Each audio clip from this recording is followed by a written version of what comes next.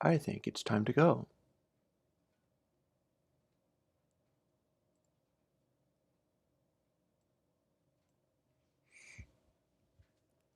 Now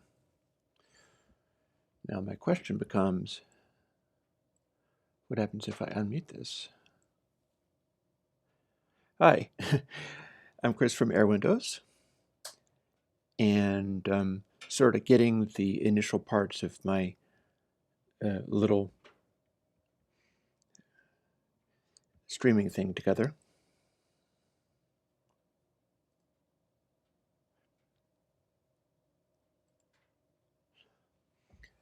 And here we are. Oh, sorry, bonking the microphone there.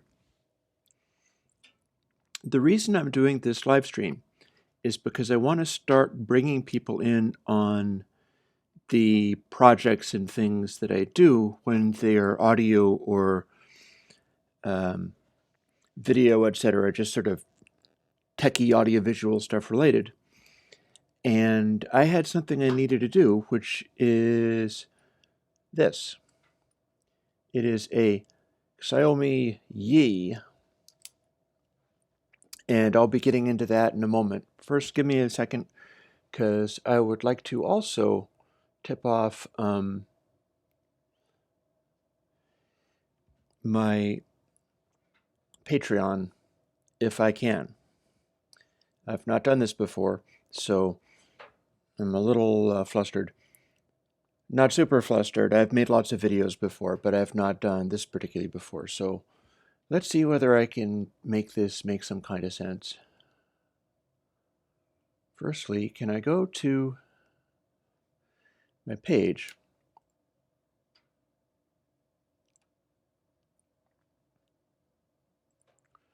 It might not be as easy as I think. Running all these crazy programs and doing everything with, so my channel. Let's fire this up.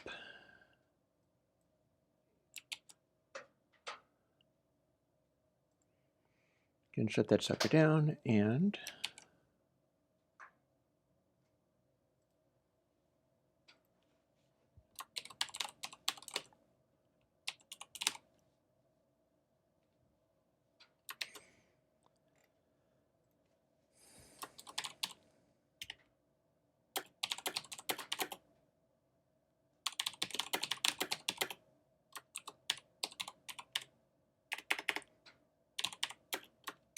I'm going to have to get used to the fact that people are not normally live streaming and being incredibly efficient like the way I make my videos. Like, those might seem a little bit discontinuous and derpy, but let's see, I'll go to patrons.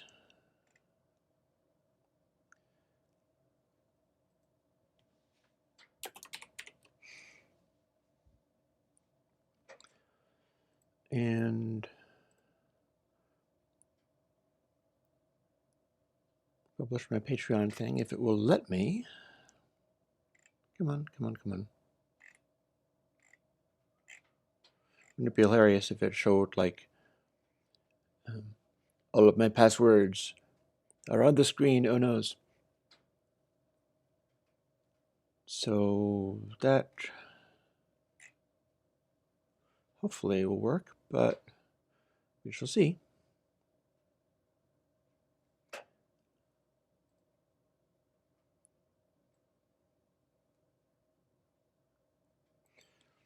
So here's the deal. This is a Xiaomi Yi. Let's zoom in a little bit and have a better look at it. And that is a little cat sculpture. And my tools, the tools that I'm going to need for this. But what I am fixing to do here is work on this thing and do a number of things that will help it be a better camera. Now, I should mention, while I have this here now, I am trying to stream over a Logitech C930E camera, and well,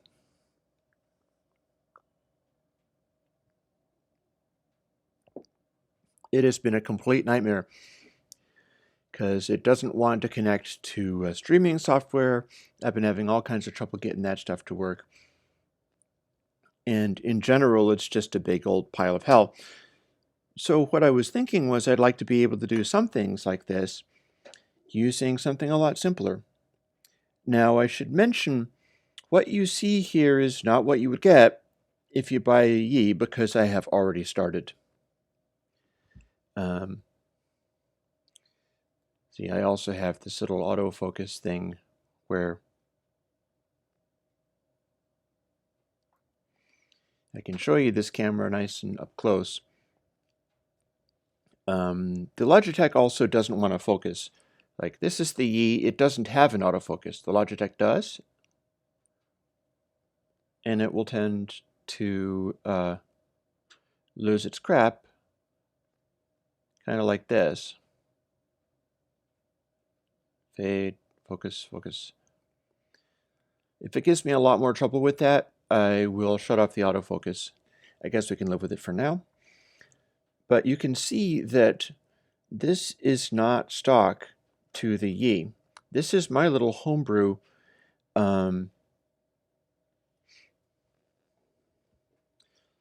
filter holder. And this is a little stack of filters. A picture of me reflecting in it with my handy microphone. But this is what I did in order to be able to put filters onto the Yi. As you can see, there is a little tiny filter without any glass in it in there. It's a 30 millimeter. That fits rather handily around the outside edge of the thing, and a little bit of glue will hold it in. Then this is a filter adapter that I had from something else. And on the outside of that, I'll show you what I did. The filter adapter was larger than this. So what I did was I stuck a, as you can see, Telesar 81A. I hope that's not some collectible thing because it's pretty trash now. But come on, Logitech, focus, will ya? There we go.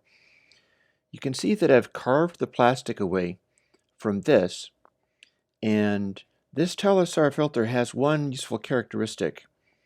It had glass on it, but it also held the filter in using this little tiny ring. Come on, Logitech, focus, will you? And to hold the glass in, you dropped the filter glass into this little frame here, which was solid on the bottom. Come on, Logitech, focus, will you?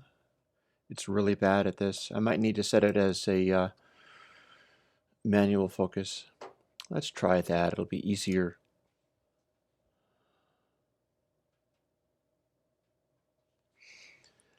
And then a little manual focus like this, and I can probably work with this. So here is the little ring, and you drop the glass into the front of this filter and then screw the little ring in on top.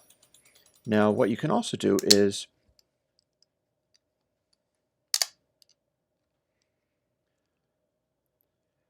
essentially drop the filter expander thingy. It's just screwed in right on top of the other filter, which is glued to the Yi at the moment. I can even remove it to show you.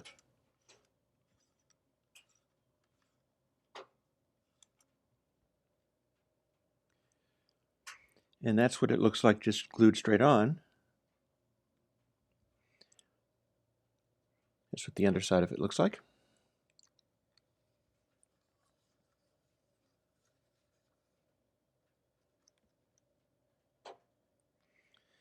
And then if you have this filter resizer thing here, what you can do is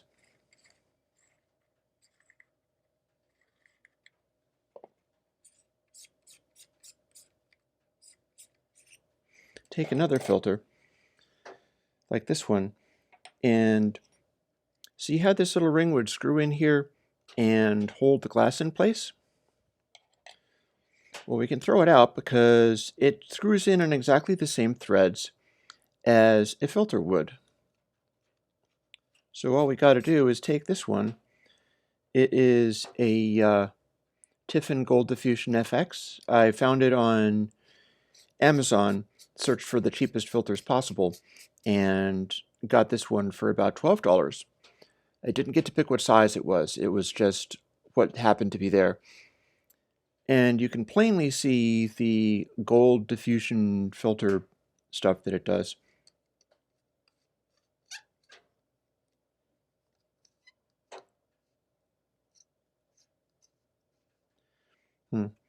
I also note that the plastic of this filter expander is stripping on this other guy, so if that proves to be a problem for long, I might end up having to glue it in or something. But this is how you would attach a filter onto a Yi, seeing as it doesn't have its own filter threads. And again, I didn't have to get a special filter. All this is a piece of plastic. The inner filter doesn't need to even be there.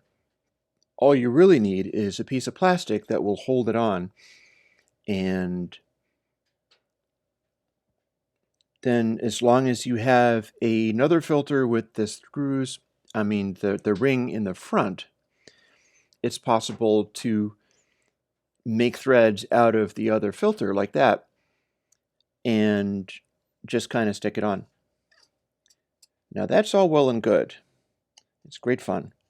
But it's not what I'm here to do today, because there's also other things going on with these guys that it's more along the lines of, let me make a lovely big stack of filters, and that'll keep them protected. By the way, if you're trying to remove filters, see this little notch down here? A X-Acto blade or something like that, or tiny screwdrivers are possible for getting in there and screwing it counterclockwise, which will help it be removed. So there's our awesome stack of filters.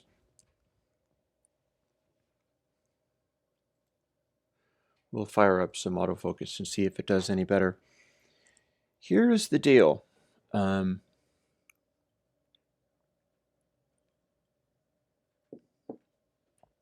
mind me guzzling coffee. I also have a wood stove going, but probably there's nothing I have to do with that. This is your standard little Xiaomi Yi, right? If you plug it into charge, which you do by, I'll do the little quick rundown of how that works. This is the SD card. And if you plug it into charge using this little cable that they let you have,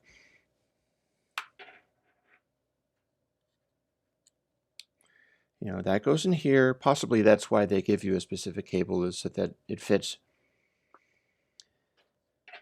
And this ring lights up red. It will go out when it's fully charged. And when you're done charging it, let's see, have I got you put in correctly? No. When you're done charging it, you can click the button, and it'll bip, and it will boot up. There is a nice little red thing, and it's going blue because, and this is me trying to focus it again.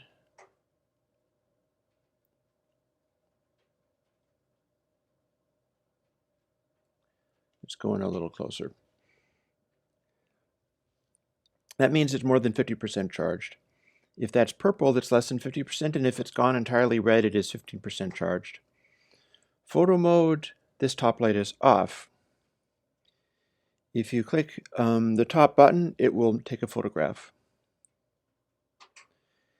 Let's see. Apparently also, if you click the top button, it puts into standby. There's a bunch of... Oh, no, wait, I remember. It's this little camera and video thing. This front button is also your picking between modes. So it's gone into lighting up this top red button, and that means it is on standby. If I hit this top button now, rather than just taking a picture, it will start recording a movie. And if I'm not mistaken, you hit it again to stop, and it'll go beep, beep, beep. And that'll be the deal. Oh, look, we've got another red light in the back. This might be a new thing for it. Here is the Wi-Fi button. I'm not going to use it right now. If it's flashing, Wi-Fi is active. The password for the Wi-Fi is 12345678990. It's mostly for the mobile phone app. And you press and hold the front button to turn it off.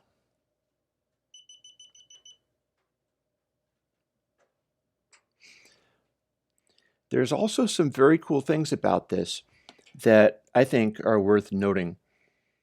Like, you see this lens here? It's possible to replace the lens with other lenses. You don't have to only have the super wide angle lens like you see there.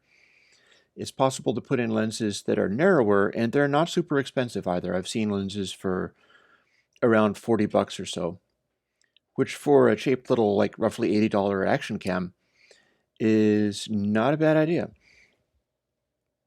Of course, you can't change the lens as it sits right now, but that's some of the things that we're going to do today while I'm fussing with this. Hopefully it's going to stick around on my webpage so that I can refer to it as well when I need to look this up again. Now, the first thing to do in taking apart the Yi from everything that I've learned is pull this way. It doesn't actually ever go the other way. It looks as if there's space for it to go there, but it doesn't. Take off the back and remove this battery. It is charged. It's like a tiny bomb. Dun dun, lithium ion, whatever. It's a Sony battery. So don't use swelling batteries. Well, it's a pretty swell battery, but I'm not going to worry about that right now. Remove the battery before recording inside a car. What, without plugging it in? Very confusing. I guess they mean remove the battery before running it off of the USB, which is all well and good. Now here's the deal. The battery's out. Now the trouble is, or I'm hoping it's not trouble.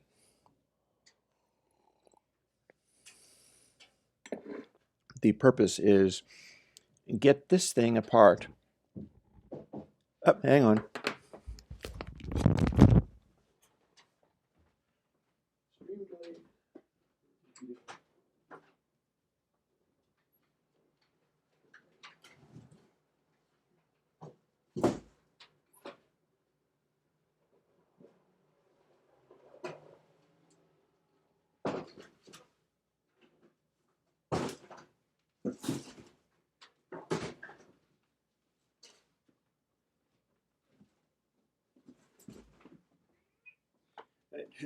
There's the thing, don't mind me. This is a live stream, so live things happen. This was a live thing that happened. I'm back. That's my cat. Cat is another live thing. For now, no. Cat is another live thing for good. We hope. We certainly hope. Here's the deal.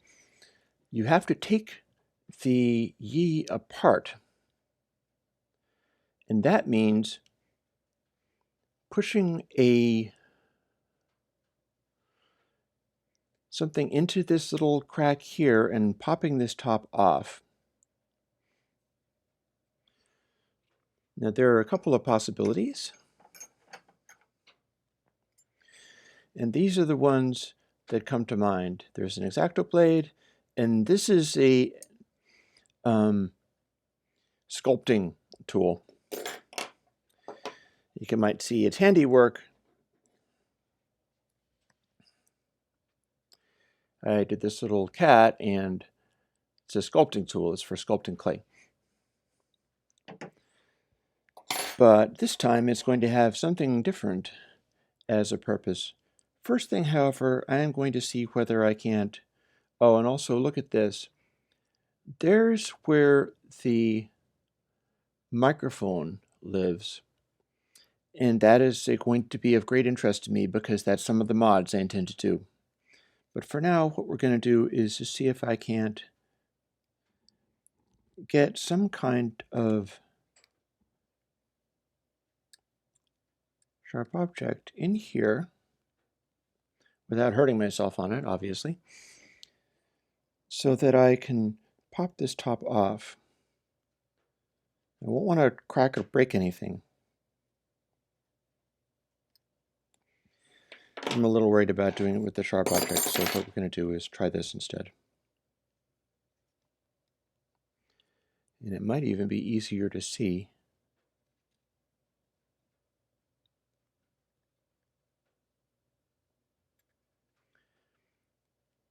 I don't suppose it can be in there, can it? I think the whole front pane pops off. And I don't think you pry into here. I think that's just a molded line. So let's try...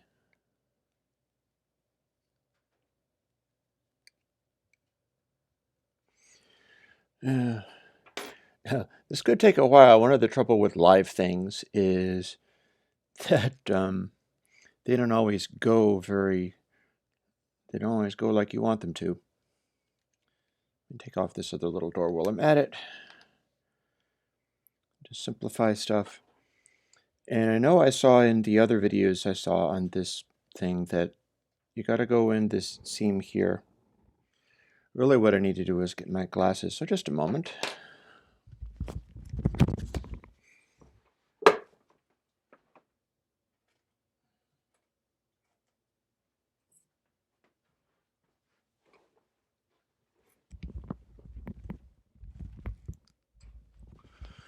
There's my glasses. I'm old. Doing the best I can. Back to tearing this thing apart and destroying its little hopes and dreams. Now, that does look like an edge.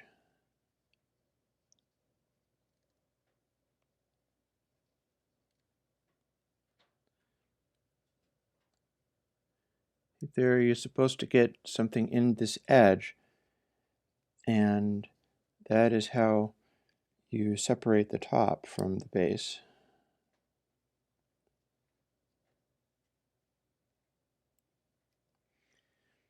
I keep not wanting to do terrible damage. And of course I'm alive, so if I stab myself with the thing, that'll be very exciting, right? YouTube Gold.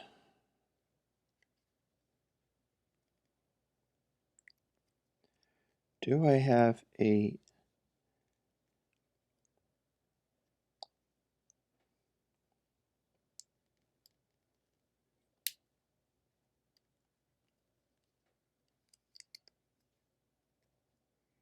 And that is my thumbnail. So we've proved that this part is the part that comes off.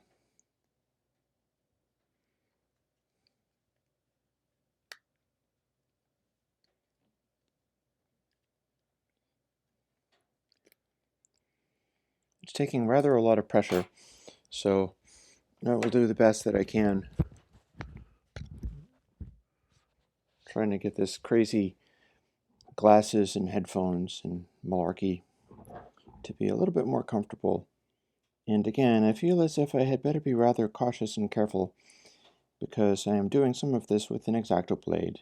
And if it goes off the camera and into my hand, it'll be very YouTube Gold, but not so awesome for me. People usually edit this part out, I guess.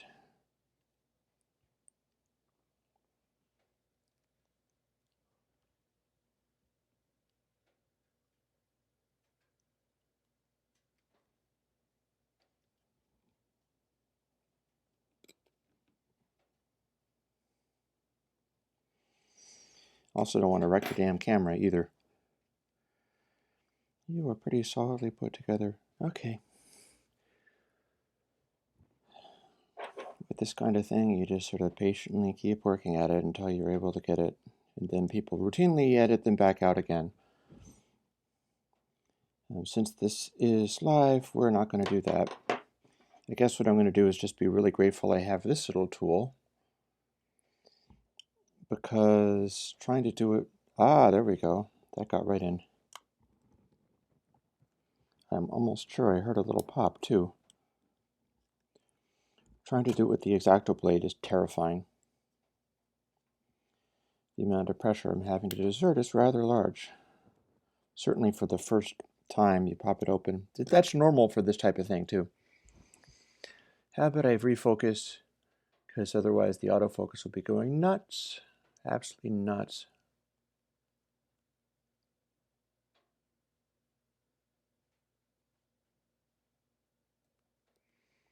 I'll refocus to over there. And we will continue.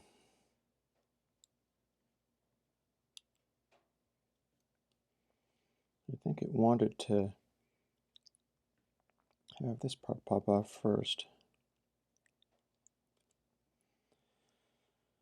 To the extent that it wants anything to pop off at all. This does not want to come apart. It's being very annoying.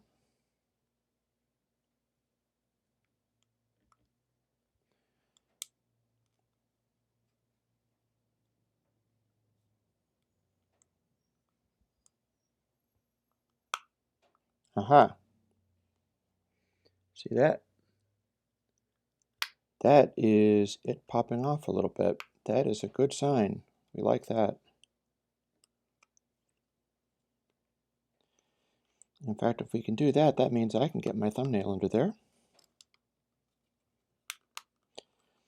And another thumbnail, and this is much safer than... And see what we got here? These little tiny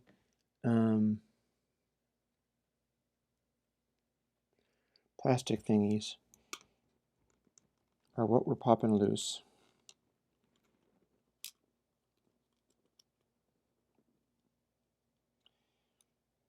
I am using my thumbnails and hoping they will get me somewheres.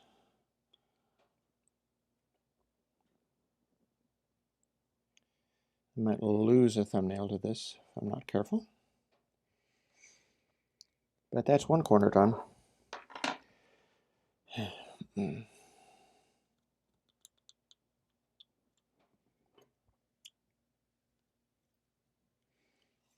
Just for laughs, let's stick this in here to make sure it doesn't pop back together again.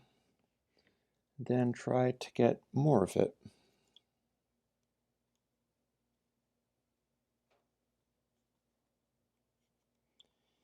I'm essentially wedging this guy in here and then sort of trying to twist it. And that got another piece off.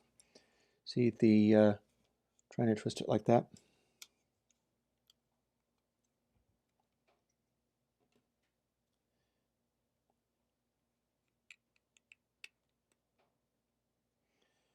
Which doesn't mean we have all of it, mind you, but there's a start. Repeatedly pushing the button. And in that case, I'm twisting it that way, and it helped it pop a little bit more loose.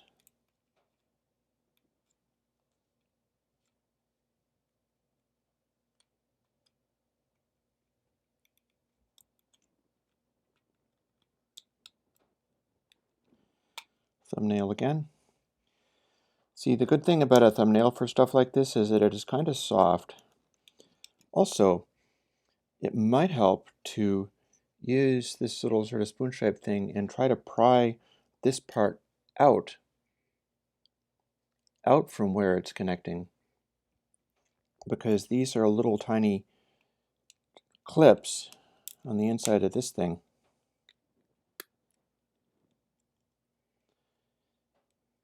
You can see them by looking in there. I think it is possible that this one is busted. I can see it okay with my glasses, but it is not showing it super good without, yikes, without focusing. So let's try focusing that again. See, we're popping this thing away from little retaining clips in the inside of it. And there's going to be another one just like that in here. And that's why this one isn't letting go.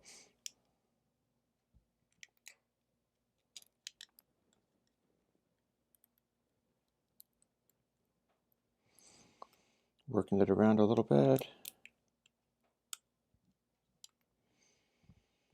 More with this little doohickey.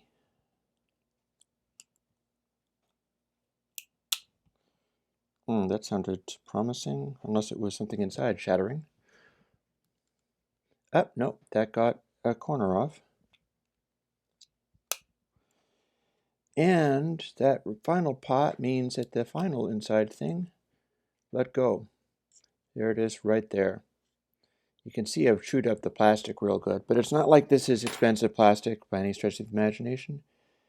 And I'll carefully pull it away just to see. And nope, we're safe. I was a little worried that maybe there would be something connected in here, but that is not the case. Now what we can see inside this is a variety of things. One, we've got this, and this part here is only plastic. I can carve it away, and I may very well do just that. Here's my little attachment thingy again.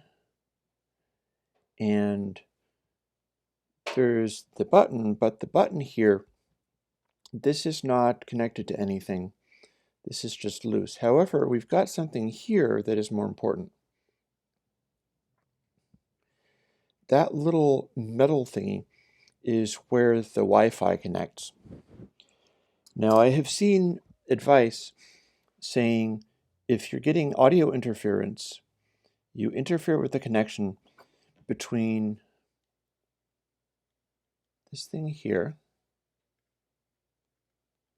I wonder if I can. Yes, I can. That thing there is spring-loaded.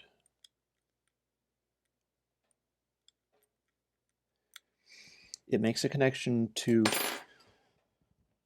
this thing here, and that's the antenna. If you interfere with the connection there, what happens is the Wi-Fi has much shorter range. And it also interferes with the audio less. I'm not super worried about that because I don't intend to do a lot of audio recording on this while running the Wi-Fi.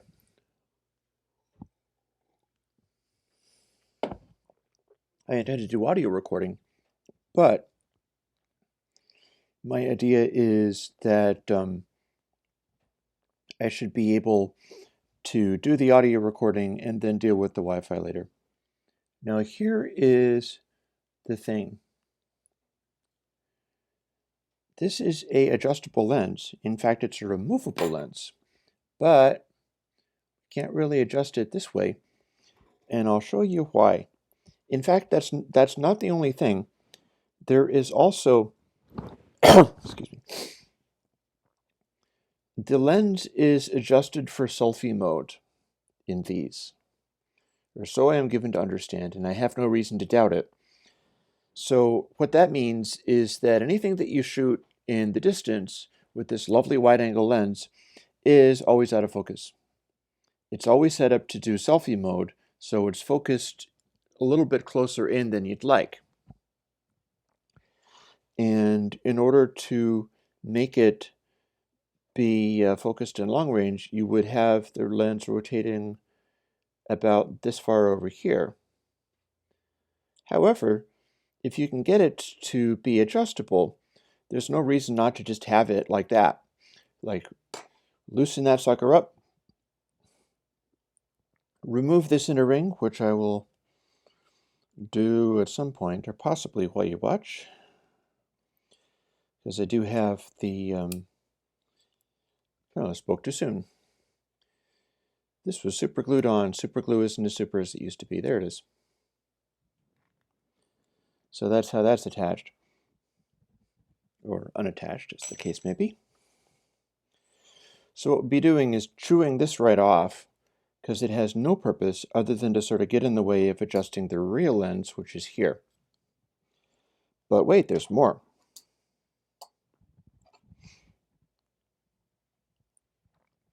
If you look carefully, you can see blobs of glue, like hot glue. I see several of them, actually. There's bunches of them. I think even this, indeed. There's a blob of hot glue. Only purpose of that is to lock in the lens so that it can't shift. Now, if we want to adjust it, then our attitude towards these blobs of hot glue is very different. Namely, we wanted to get rid of it.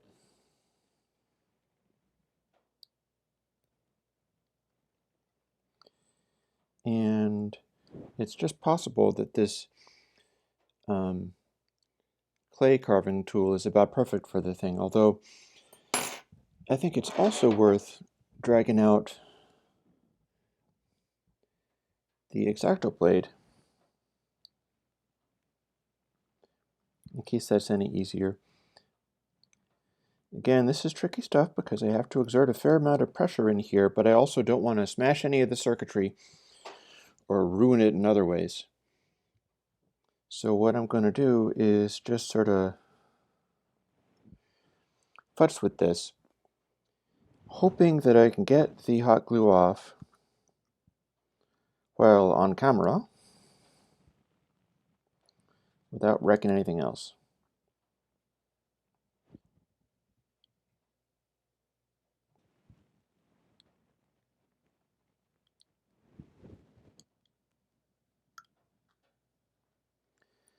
I find that I'm repeatedly pressing the little buttons while I'm trying to do this.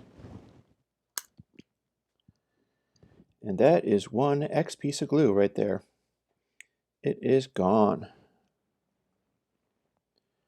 There's another one right here. Sorry if my lighting isn't illuminating this very well. I'm doing the best I can with it.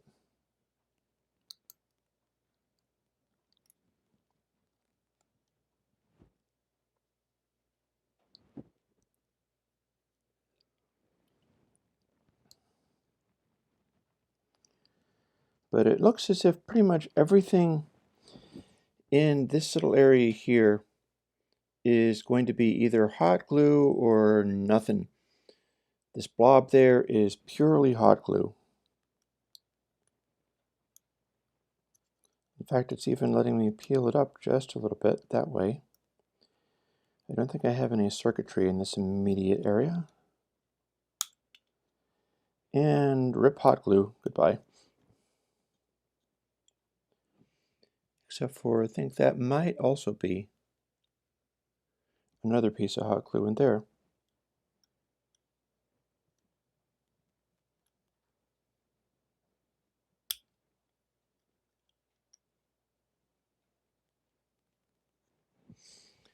Might need to do that from the other side.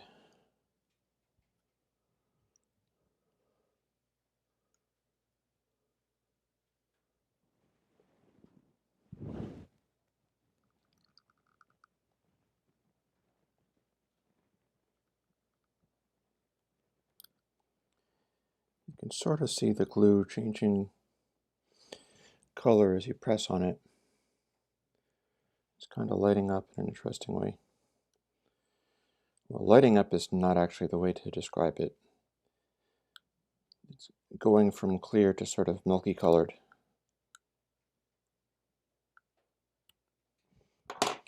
Let's go back to this tool.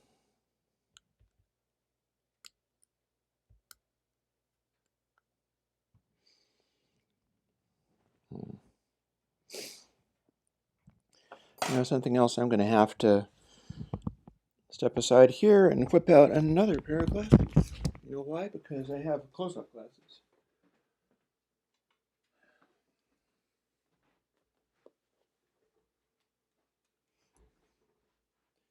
These guys are much greater magnification. Looks like I'm kind of needing that for this, so now I can sort of peer over the top of the glasses and see how the video is, but then if I'm looking through the top of this filter, and yes, I have a filter on the webcam too. I'm trying not to go like this and then push really hard into the palm of my hand. It feels as if that might end poorly. And I think I've already chipped off the tip of the X-Acto blade.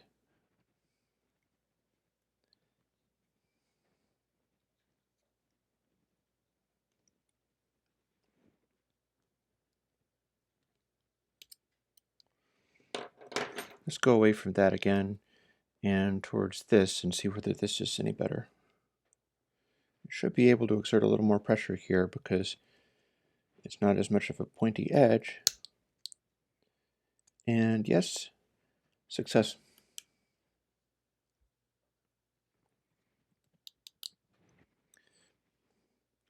Sort of pushed up with it. And then there's even more. Look, there's 2 more pieces of hot glue.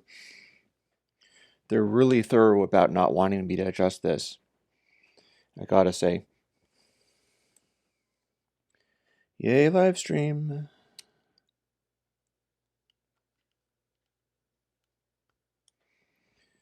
And I go back to the X-Acto for this.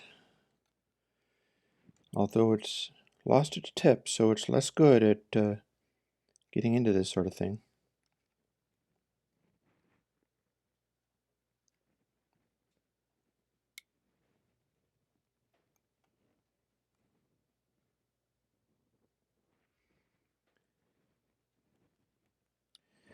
You can see the glue starting to come away.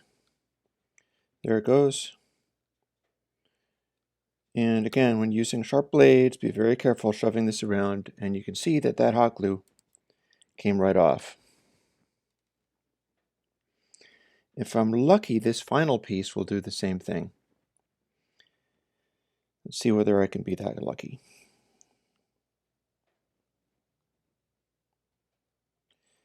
And there we go. I'm seeing a result. I'm seeing a change.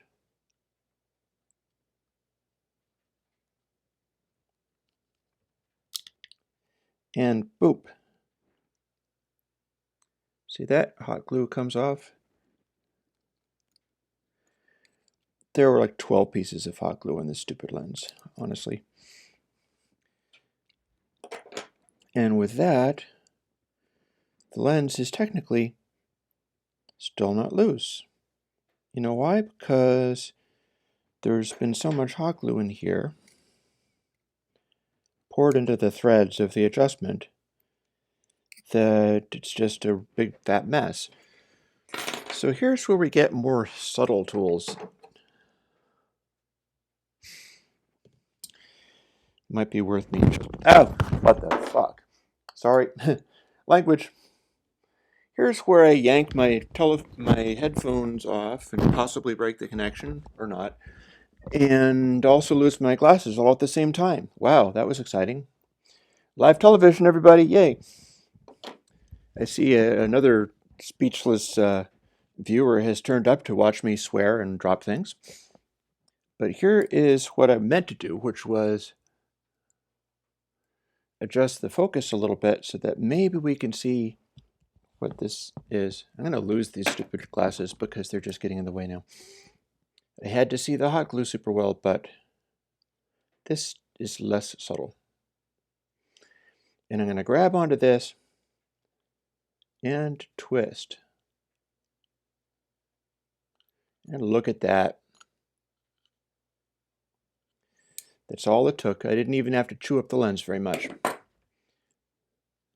So you can make the lens go in farther. I suppose it's possible to drive it in so far that it hurts the sensor. And we make the lens go out by unscrewing it like so. Now that our wonderful splendiferous hot glue fest is finished with its craziness, it becomes possible to just progressively unscrew this guy.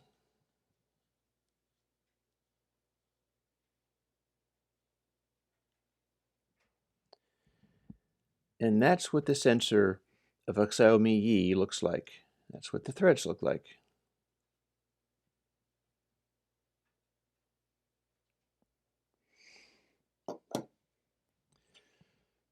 So here's our lens. Now, as I said, and I guess that, yeah, you can screw it in right to the end, and clearly it's not going to break because it's not capable of squishing this lens into the actual sensor. It'll just go out of focus, that's all. You can get replacement lenses for these guys. It doesn't have to be only the wide angle. I'm actually looking forward to this a lot because the lenses are pretty damn cheap compared to what you normally have for lenses. Like lenses on digital SLRs are super expensive. These are really cheap things, and they tend to be about 40 bucks, maybe a little bit more. And the way you put a lens in is you just put it like that, and then screw it in. But right now I'm not going to worry about that because I have other fish to fry.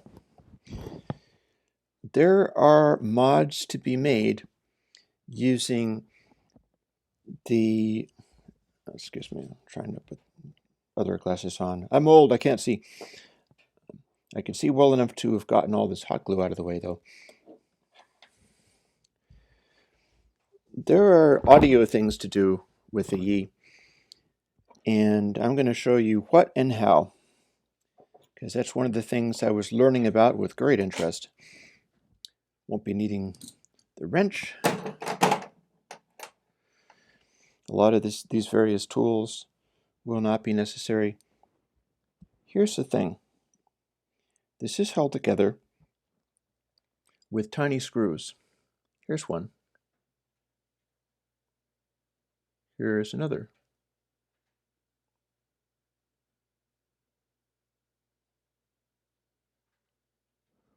There's another. Let me see if I can make it be a little more visible. Yeah. There's another, plainly a screw. And what could be hiding under this little tiny thing? This thing that says Yi? Why, I think it could possibly be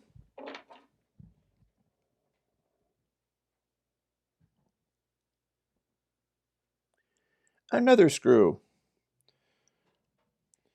I have heard suggestions that if you remove this tiny sticker that says Yi, you can't see it saying Yi from here.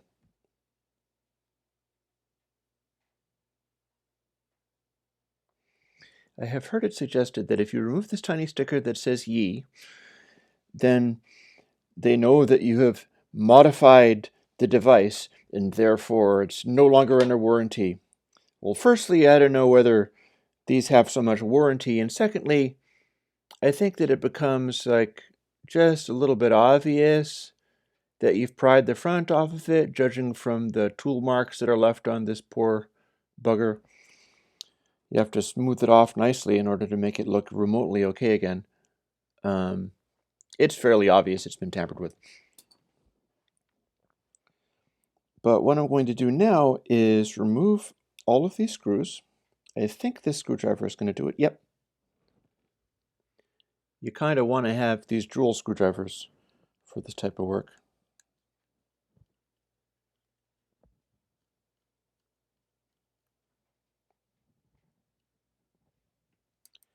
I can sit down here. You do not want to lose these.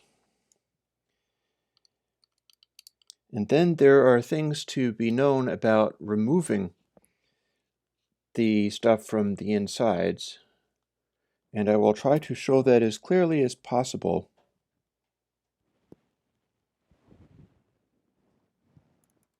There it is. I came pretty close to losing that one. Again, you don't want to lose these tiny screws. Mine are down here.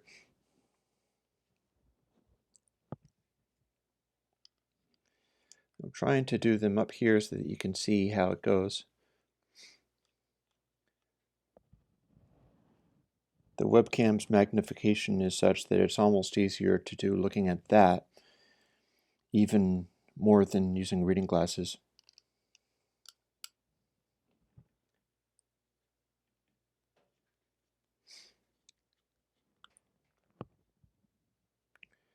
And again, I'm sure this could be done much faster, but I've never done this before. I'm doing it on live stream, so I don't really get to go back and fix mistakes that I make. If I make mistakes, I just wreck the poor thing, and I don't want to do that. Now, it does occur to me that I might want to put the lens back on just to protect this. So why don't we do that? After all, the lens could be replaced. The sensor probably cannot.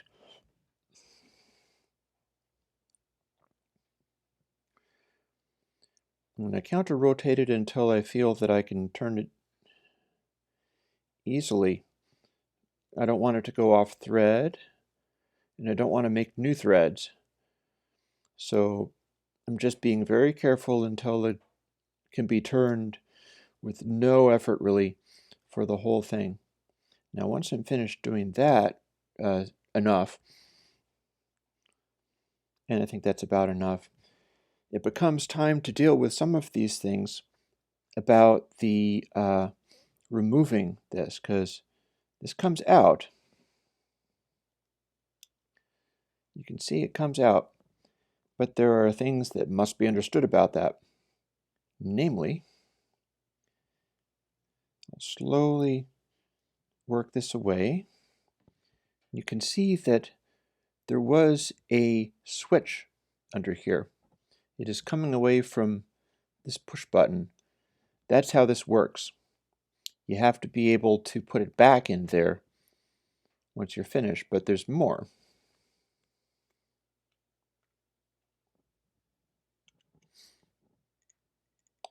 There's the switch, and then here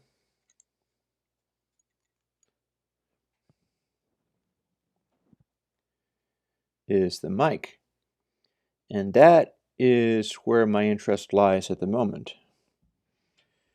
And we can see that this switch here, with this little,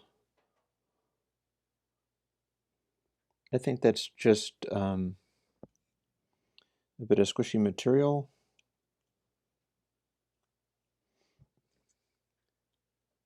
This here is just plastic. This is what pushes down. And you actuate the switch by squeezing it.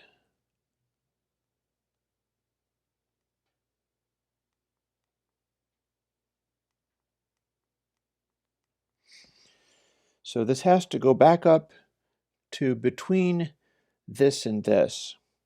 It has to be in a place where it can be squished flat. And come to think of it, I know what this is. Here's where the LED lives. That is the LED right there.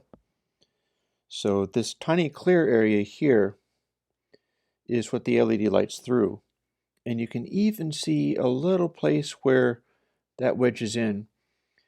Putting it together, I may or may not be able to do that while also looking at it on the screen and live streaming it all super well. But we now have this top part, which is this little hole, and then the microphone. And it can be pulled out of that place, obviously, because it just has.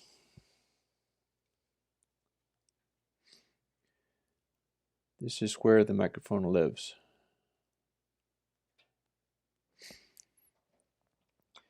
Now, the idea here is twofold. One, I want to get some of this gunk off of the microphone so that there's less in its way, and then put it back into that little place. And two, I want to open this hole up a little bit, and then I'm going to be filling in on the top with something else. This. This is acrylic fake fur material. It's actually somewhat unusual because it's very long pile for what fake fur is. This is a proper windsock, also known as dead cat. If you made a professional quality dead cat out of this, it would be about as high quality as you'd get. It doesn't really get much more denser than 3 inches. In fact, it might even be worth cutting it down a bit. I'll be cutting a little hole in the back of this to line up with the hole on the top of the camera. And then essentially I'm sort of exposing the camera's microphone through this hole, expanding it a bit. Here I have a tool that might prove useful. This is a really old cheesy hole expander tool. So what we'll do is try to insert that into the microphone hole and then behave as if it's a little drill.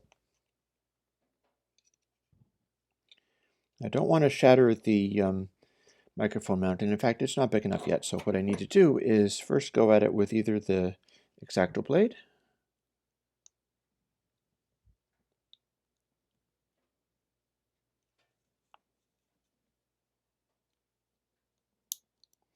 This might be all I need.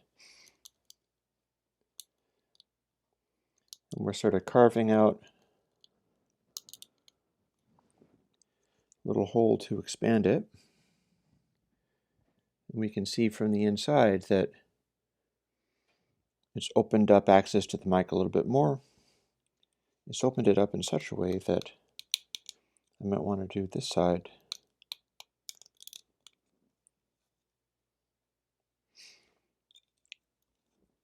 I don't want to make it larger than the mic element, but I do want to make it larger because this is basically all you get out of this mic. These little holes in the housing are very significant.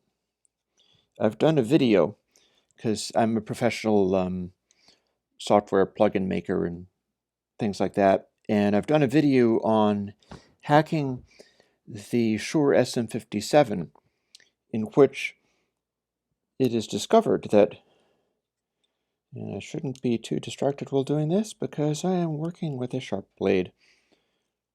So you're going to have to forgive me. I just can't take talking entertainingly that seriously while working with an X-Acto. Not done. So we'll get rid of that for the moment. Yeah, I was working with a Shure SM57. See, now this thing's great. This is exactly what I wanted to see happen. I may also be gluing this in. And the 57 has different bits of plastic sort of shielding the element inside it, but some of the plastic is made in a certain way. Like the element is here, and then you've got an odd number of little ports exposing the outside edge of the element. And the inner dome of the element is not even exposed to the outside air at all.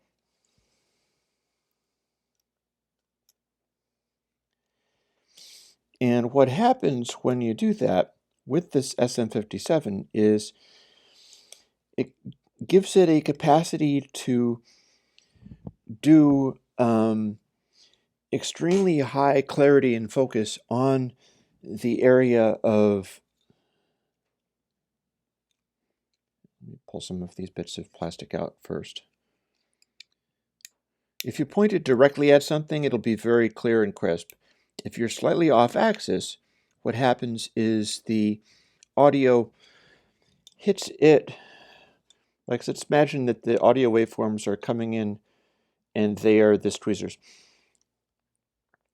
If the holes are here and here on an SM57 and stuff is off axis, sound will come in through this hole, hit the diaphragm, move it, and then not hit in the center, and then hit slightly delayed on the hole that would be over here, causing the diaphragm to break up in this interesting way and resist being, it dulls it and it breaks it up differently. And this is key to audio devices and microphones and stuff. They're very small, very delicate. The tiny changes in how sound hits the diaphragm make a big difference in these things. This is kind of what I was wanting to get into as far as doing the stream, and hopefully it'll be kept on the channel so that people can come and see it afterwards. Yeah, I apologize for being so slow about it all, but I don't want to wreck everything that I've got. Anyways, you can see now this is what I was after. I wanted to expand this hole so that it would expose the element. And I have the element here. In fact, I have the entire camera here. This is pretty much all of it. This is the whole thing.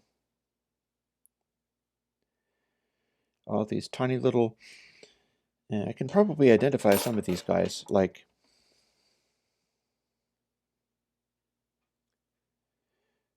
this is a transistor. Should be careful not to touch them or I might break something. The little black ones, I believe, are resistors. This little tan-colored thing, that's a capacitor.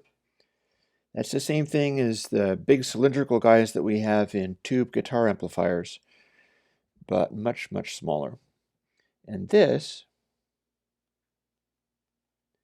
is our microphone. So what we're going to want to do is gently take off this little protective thingy. It's just sort of a little rubber gasket.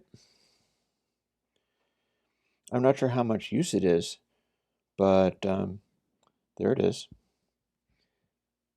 And then what is left on there is a little bit of basically cardboard. The purpose of this is protecting the microphone from the elements and things, and it's just stuck on with like a bit of glue. Again, this is just cardboard. This is just paper. So you can scrape it off, you can peel it off. I'm going to try to peel it off. I'm struggling to see it, but it's kind of how it's going to go. Last time I tried to change to the glasses that gave me a clearer sense of vision, I smashed everything all to hell, so let's not do that.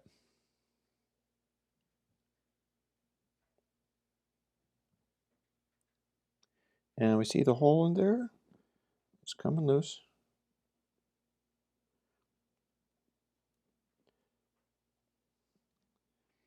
There we are. And there is the little bit of cardboard that will go into the pile of abandoned stuff.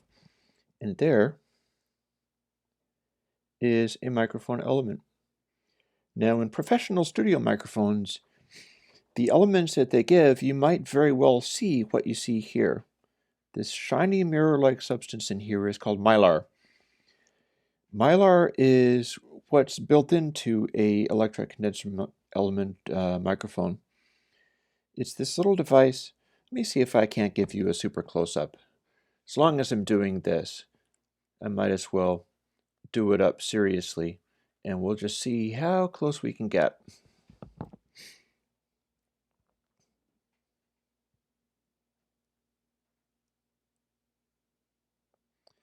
And whether the lighting is adequate. So you can pretty much see the thickness of the aluminum casing here. It's soldered on with this. You can also see that part of it is not connected to the case, but you can also see on the see the little lines where the ground is? The ground is the wire that's not red. Those little lines are connecting the casing of it to ground. So the outside body of this device is also connected electrically. You can see those little lines just to the side of it. And the other one has a plus on it, and that's where power comes in, because electret microphones have to be powered as well. The ground is part of an electrical circuit where the element inside here connects and forms, I'm trying to remember what the electrode is, a capacitance mic. I'm getting too technical, probably. People are just like, put it together and shoot video with it, which I would have to append that to the end of the video, if anything. But you can see where you take off this top and the mylar inside is exposed to the air. Then if we put it back into this,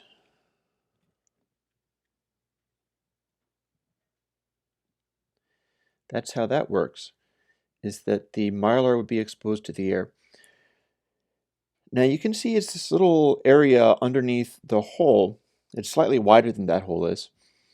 And in theory, it's possible to expand even the element itself so that there's more mylar exposed.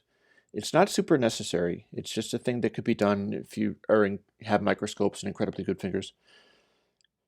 You can also see that there's a slightly receding area in there because I carved it out. When you do stuff like that, it has an acoustic effect. The surroundings of the microphone has an effect on the sound, but the effect is determined by the size of the area in question. This is such a small area that it's almost impossible for it to have much of an effect. Like the resonant frequencies inside that element are probably over 20 kilohertz. And the size of this little recession in here is also going to create audio effects that are on the order of like 20 kilohertz or so. So what I'm going to do now is put this back. I can't actually touch the area inside because it's concealed by this. I do want to avoid spilling anything inside it. Putting that bit back on. And now, the trick is to firstly, without manipulating the mic, without manipulating the lens too hard, or touching everywhere on the circuit board, let's not do that. Let's try not to do that. I need to put this back in by, and I think time I focused again. That ought to be it, satisfactory. This thing has to slide in under here where the button is. And then the mic has to fit into this little slot.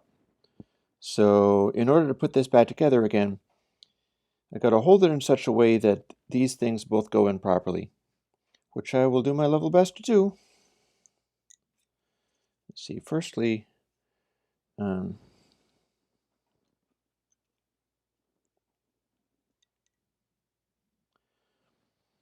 going to try to get a sense of where this one wants to go.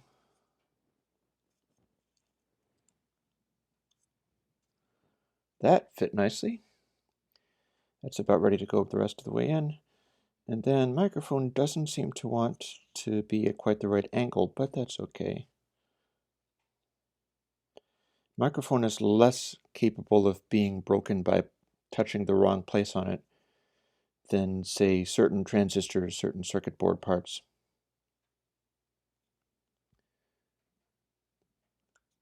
So what we're going to do is try to persuade it.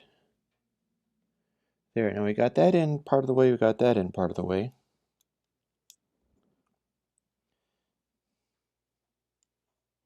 Now it's coming back out again.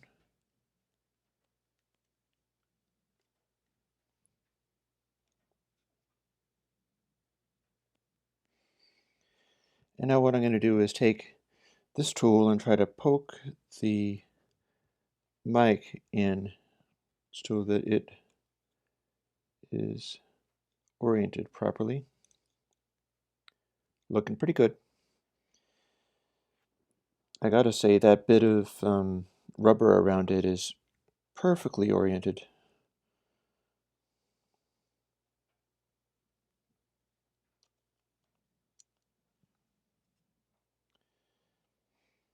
And I'm trying to coax it to drop vertically down into here with all of the relevant bits in the right place. When you're doing stuff like this, never force it. Like you can see the switch coming out, and as long as I can get it to sort of go into the right place, that'll be fine. And there we go, it looks more. Then I can push this. It feels like a switch. I think that's about right. It's settled in to where it needs to be, I believe. I can push this, and it too. Spoke too soon, doesn't want to feel like a switch. One on the side feels fine, the one on the front is going to be fine. That's easy to do. But the one on the side doesn't feel right yet.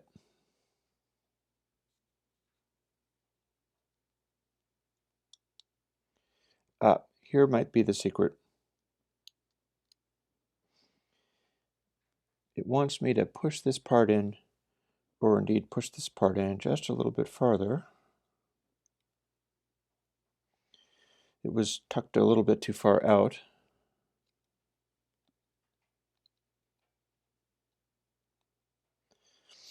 I'm pushing on the end of that little flap. And now if I push this button,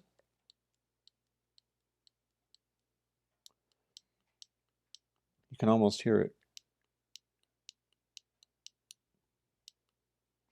It feels like a button. That also suggests that it will work. And now the final thing here is to put the screws back in.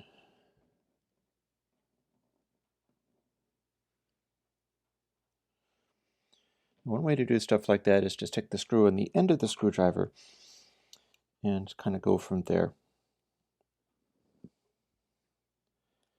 I'm sorry if the lighting is not great on this. I have to do it at the angle that I can see it. Don't over tighten because it's really flimsy plastic in there. If I sound sort of authoritative, it's because I've been taking this stuff apart for decades upon decades, and for the initial decades, nothing worked when I finished. So we're trying to do the everything works aspect of things, because we're not done with this by a long shot.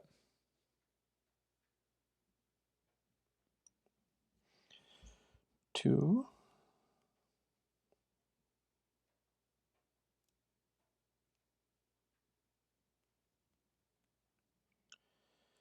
Come on, baby. I'm about ready to also finish up all of this and get my wood stove going again, because it will become cold in here. It's like 0 degrees Fahrenheit out there.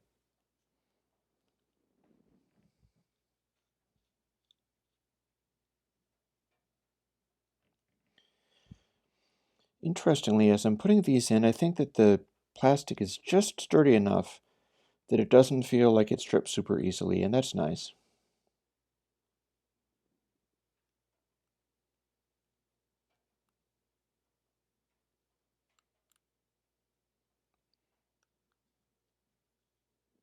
And here's something I can do.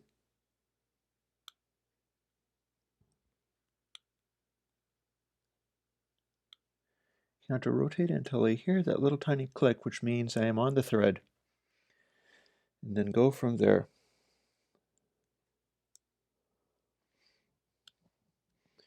It's possible I don't know how to do this live streaming thing because I keep seeing that there's people out there somewhere, but nobody's saying anything. But that's okay because I'm doing this to show stuff and also so that I have access to this information later. So it doesn't necessarily have to be a big chattery discussy thing like I'm playing a video game. So again, this doohickey is the thing that connects to the antenna, and if you remove it or cover it with tape, and by that I mean cover that spot with tape, what will happen is the range of Wi-Fi becomes much smaller, but it also interferes with audio recording less. I'm not going to worry about that at the moment. But what I am going to worry about at the moment is this. Remember how I had a whole filter? I'll get that back out again. There it is, 81A. And I got the gold diffusion sitting on that. I'm looking forward to experimenting with this and seeing, what I get.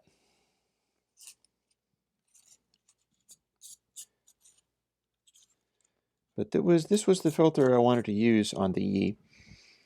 Then this is the doohickey that I made to fit filters onto a Yi, which is nothing but a little adapter ring stuck onto the inside of a filter where the glass comes in from the front. Because that means you have threads just ready to be used. And it goes together quite nicely. Oh God. I am yanking my headphone wires around like crazy. Always too much activity on this stuff. It's terrible.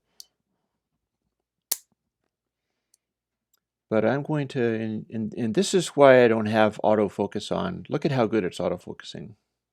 This is such a clever machine. It's so good at this stuff. So we'll turn autofocus off and see. Now here's the thing. I had this glued onto here, and it didn't occur to me how fragile that was going to be.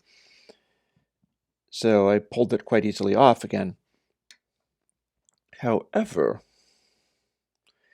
now I need to rip this part off. And the neat thing about that is that it's not a very big deal. This is nothing but a piece of plastic. You can tear the piece of plastic apart any way you want. Not that big of a deal. You can bend it in like this. As long as enough of it survives, it should be fine. And if I'm not mistaken, these funny little doohickeys in here mean absolutely nothing. They don't connect to the lens, because I can show you the lens. The lens is there, and this stuff is there, and they don't connect together at all. So I can basically just take this away. And that's what I propose to do, because I want to be able to reach this part where you focus when the camera is put back together again.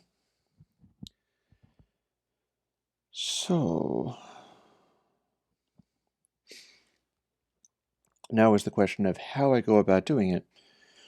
Do I cut through with an X-Acto blade? Also, I have a residue of super glue there, which means that if I can cut it so finely that I can thread this into there, I'm golden. That's all I will want to do as far as putting this back together again, because that means that the filter, it'll screw right into the front of this. The only concern is if the metal part of it touches internal wiring, which I guess I should look at. No, it doesn't look like it would. It looks like if this came in, it would touch sort of metal infrastructure here rather than circuitry. And that is good. I suppose I can also see whether the X-Acto knife wants to cut this. Not especially. Kind of, but not especially. And I have some other ideas. Excuse while I nervously grab for more tools.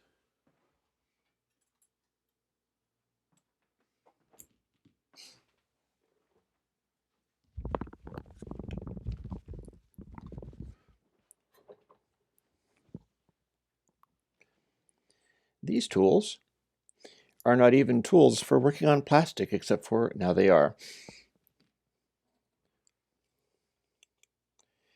I have reason to believe this will work pretty good.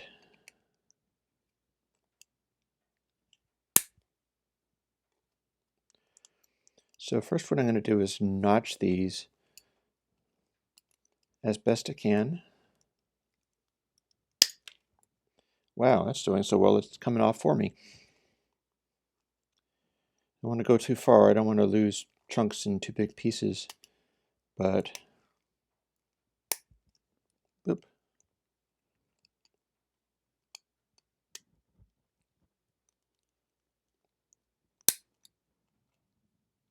Hello.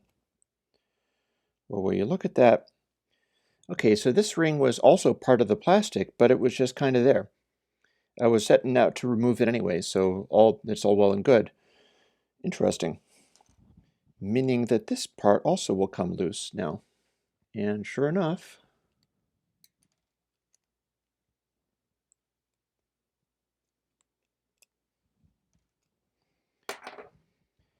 so unless I miss my gas, I can probably reach it a little bit from here. Well, no, not really. That comes in really close to the edge.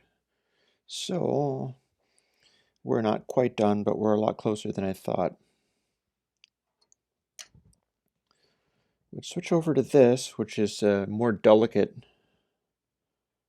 thing. In fact, it may be too delicate. These are like cuticle nippers and things, but this also works really well for trimming the leads of resistors and capacitors and things when doing like delicate circuitry. Like I built an Adafruit Zox box, and it was extremely handy having one of those there. However, right now I'm not doing a Zox box. What I'm doing is nipping away at the remainder of this.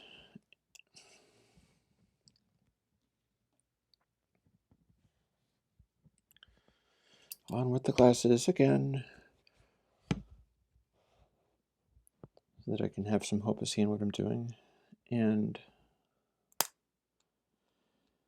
there, this bit broke off. You can see where it sort of connects in here, and I'm just bending it downwards to make it fracture.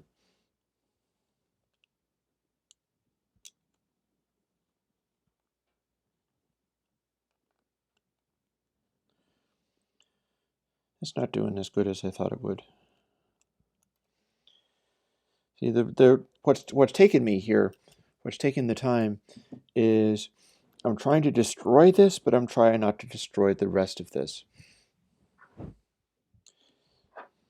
Sometimes, and even if you're live streaming, you go through a project like that, and it's incredibly important to just slow down at times. Take it easy and see what's in front of you, see what you're working on.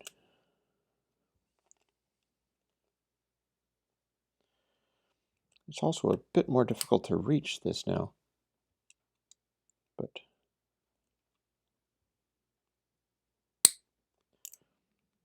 there we go. So this part can come away. Now, if I can, I'd like to inset this into the faceplate of this little guy. I don't know if I'm going to be able to, but I'd like to. I'm not sure if I want to take it so far in that I'm gluing this onto the face of it, because I think that might go too far. There has to be the lens here sticking out. And it will stick out. You can see where it pokes out here, but I want it to stick out a little more than... Actually, it sticks out a fair amount already, so we do need to move it inwards to where it belonged.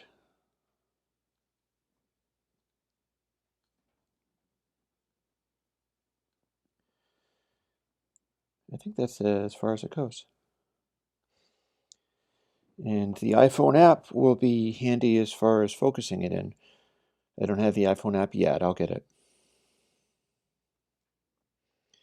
And the problem here is that this is bending. It's twisting the wrong way. So I'm going to go back to sterner stuff, namely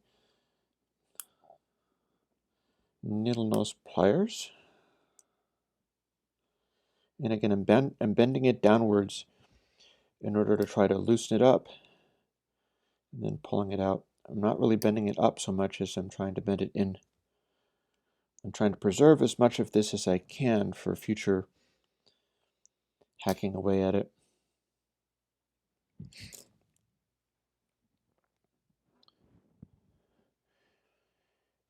And here's where I can carve away at this a little bit.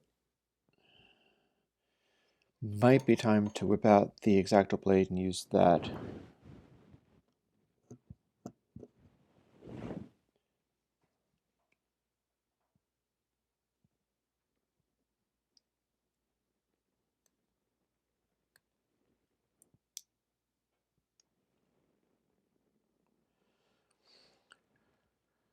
Tricky. This always makes me a little nervous because you're doing this, right? And then if you held this like this and tried to wrench it violently, the blade could go into you. Use of tools. Sharp edges can be the most dangerous of tools.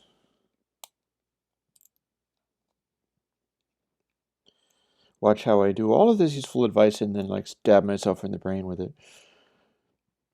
I'll try not to.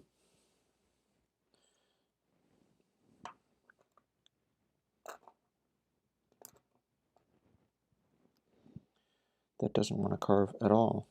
At least not with the amount of pressure I'm willing to put on it.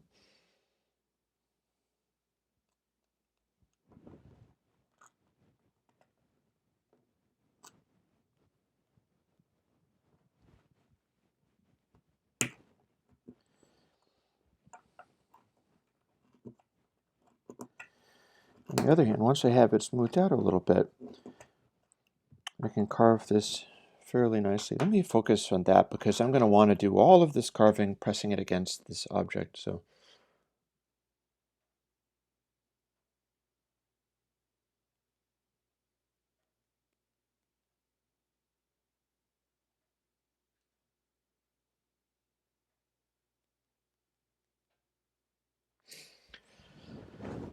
there, that looks about right.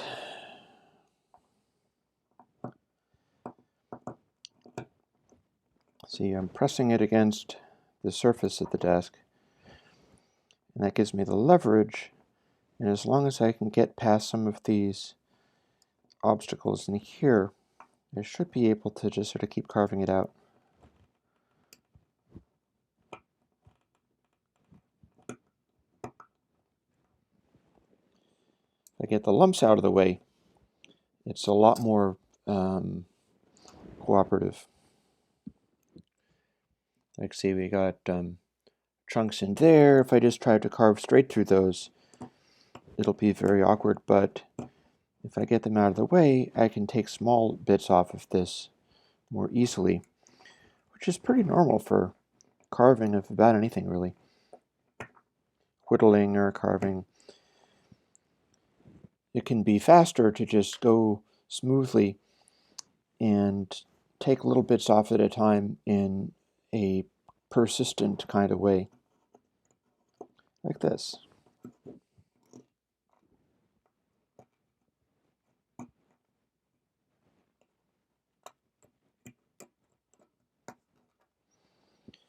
Being a little more free with the carving than I might otherwise be, simply because this is on the inside of a loop. It would take somewhat more bad fortune for this to fly loose and whack me, because it would tend to whack the sides of the ring. These are the ruminations that one gets on the third hour of, well, the hour and a half of hacking away on this little guy. On the other hand, if I'm lucky, I might very well be able to mount that filter on there. That would make me very happy. I would like that.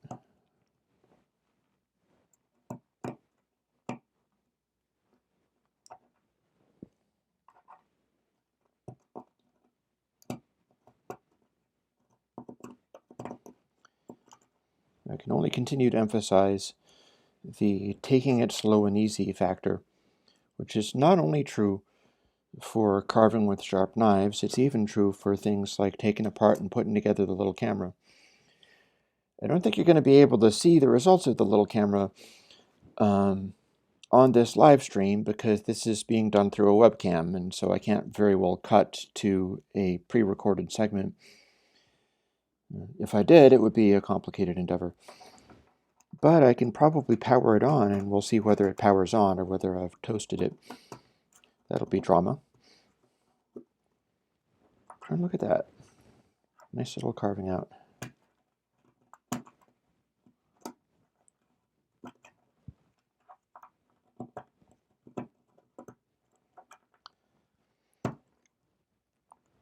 carve out the front edge a little bit. My angle is more like this so that I can get this flange out of the way. Once I get the flange out of the way, I'm very close to being able to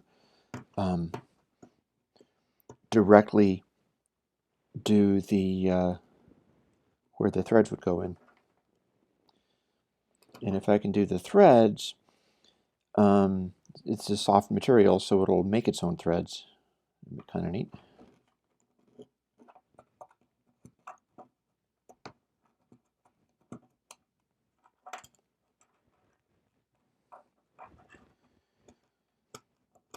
Yeah. I'm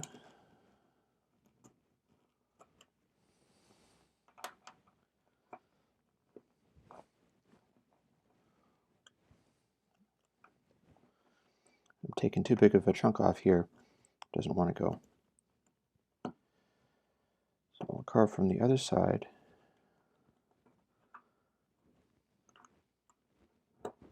There we go.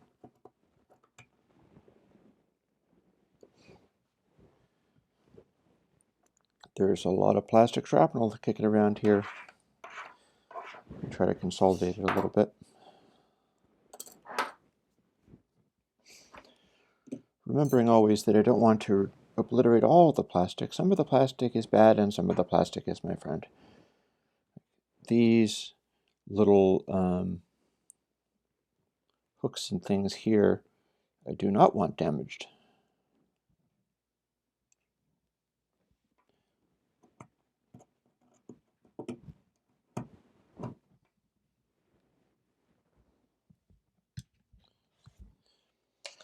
It's me taking these glasses off because I'm not looking super close up now, so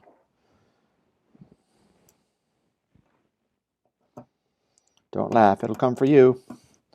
All y'all kids out there, get off my lawn and get used to the idea that you end up doing lovely things in a kind of race against time.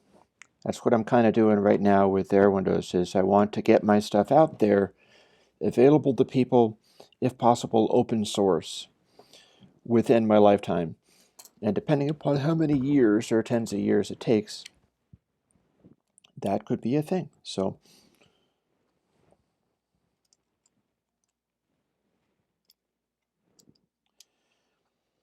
now this would be a fine way to glue it directly on. Maybe that's going to be sufficient. Excuse me. I mean, when I had it super glued on before, it wasn't perfect, but it was solid. And this has enough of a flange left over that it's working. You know what? Let's call that the solution there. So we'll glue it later. Here's something that I might possibly use. The super glue was not great, but this stuff is a pretty impressive substance. Shoe glue produces incredibly nasty fumes, but it's a really good adhesive. This stuff is one heck of an adhesive. So I can put this thingy onto this thingy with shoe glue, and it's going to stay. It will stay. In fact, that's how I'm going to attach the fake fur, but that's happening in a minute. And here we have the carved out microphone area. And sound waves are not really strong enough to shake that up too much, so that should be pretty secure. And this is where this gets stuck back on. So in order to attach this, essentially what we do is we snap it back in. You'll see how easy that is to do. Because bear in mind, we also have to push some of these bits down to get them to go on.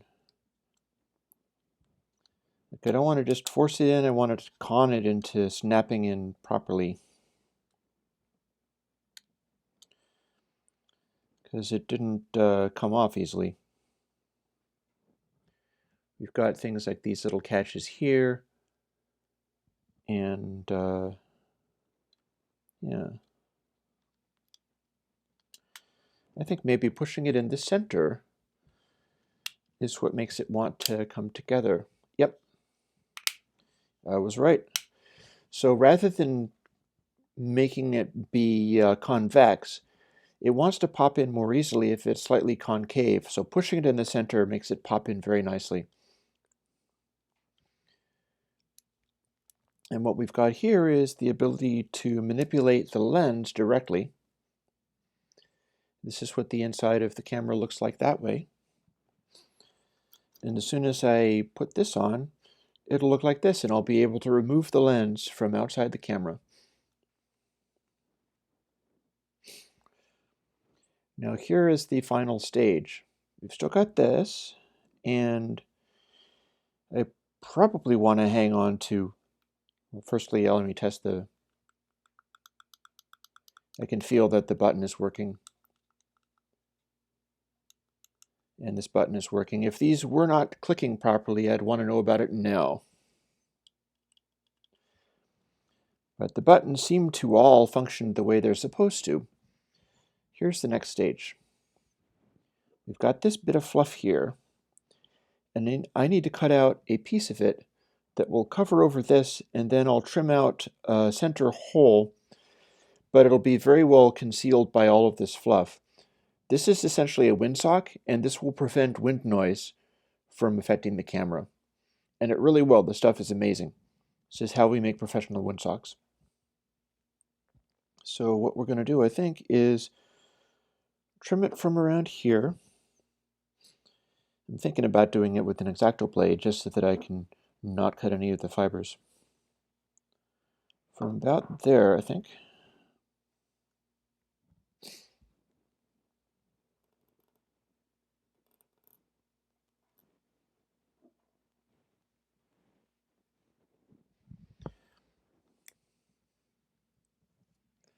How about we refocus so that you can see how that works?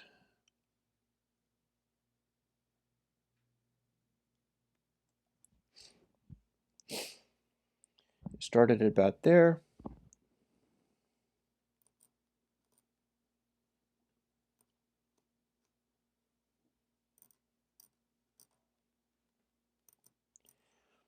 And I'm just kind of trimming it like this, pulling it apart, and this will cut the fewest of the long fibers.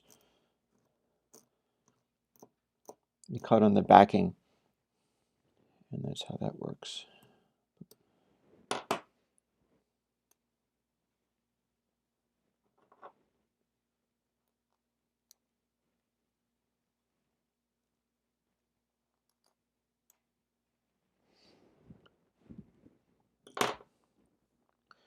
We can pull away some stray fibers while we're at it. Let's put this over in the pile of shrapnel. That'll work. And then I'm working at it from this end because it'll be more effective. It's kind of trying to fluff out this way. So I'm going to put that on the front of the camera and then brush it back. There'll be a solid little fluff there. And it'll go from about here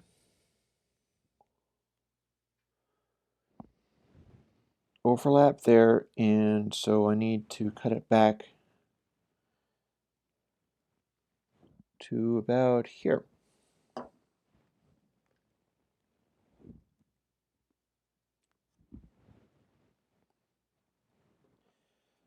And we might as well do the same thing.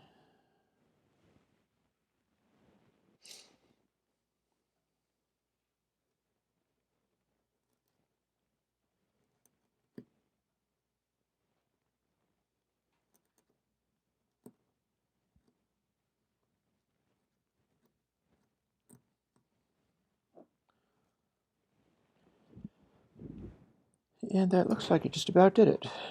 So sort of peel this apart. Now this material does have a direction that it wants to go, and I'm going to be sort of combing it back and possibly trimming it a little bit. But it may not even be necessary to trim it a little bit. It might look kind of like a gnome. Hi, I'm Derpy Camera with my crazy little hair, but it's a windsock. You know, it's a windsock, deal with it. So what I'm going to want to do now is, let's see if I can, how's my focus? We'll focus in a little bit for this.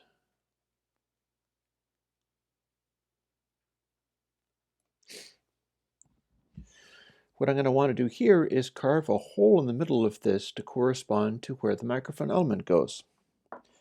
I could just put it on. I could just glue it on as long as I did not have glue in the center where the element was. But I like going a little bit beyond. I'd like to have this fabric, which is a pretty dense, this is a dense backing. This is sort of heavy stuff. It's where all the fibers attach. So if I can, I'd like to have a hole through that into this massive fur. And I have a good idea as to how to do that. This dingus. It's going to be exactly in the center. So what I'll do is just nip it there, see if it does any good. This might not work first time. However, if it doesn't work, I'll go after it with the scissors or something like that. We will get a result eventually. Also, if you crush it too hard, you bend the tool, and that's no fun. So I think I have a hole in through there.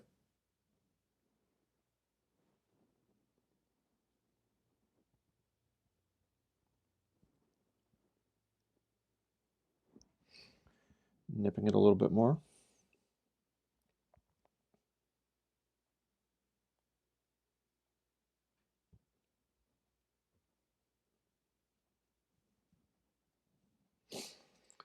And we can see we're beginning to get results.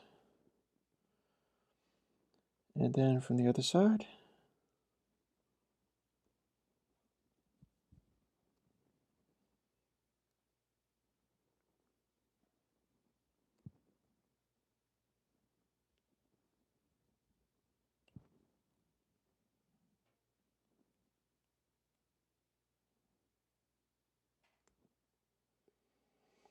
Also, similarly to carving, if I want to cut through this here, one way of doing it is to take smaller pieces at a time. And there's a little chunk pulled out to be discarded in the pile of shrapnel. And now we have a sort of fluff where there's a hole in the middle of it here. Now, one thing we don't want to do is have strands of this going in and poking the microphone element. That'd be bad. It would make really loud noises. So what I'm going to do is maybe grab for this enormous oversized scissors. And yes, throw glasses on again if I can. It's really difficult with the headphones. And trim it just so that I have a cleaner edge.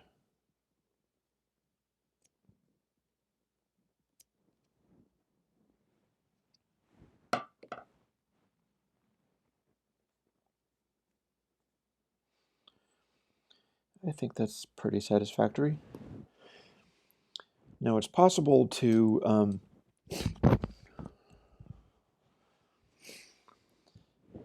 put things like I don't know, a layer of plastic wrap or something in here to shield that microphone element from anything in here.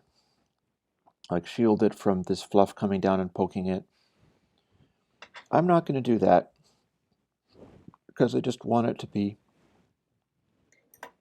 very intense. If nothing else, I can probably comb it and it will pull strands of material away from that area, which is slightly recessed, so that's another reason that it won't be a problem. Or probably won't be a problem. Here, let me pull some strands of material through here just to make sure. If they're going to come through this little hole, I want them to come through now, and then I will trim them.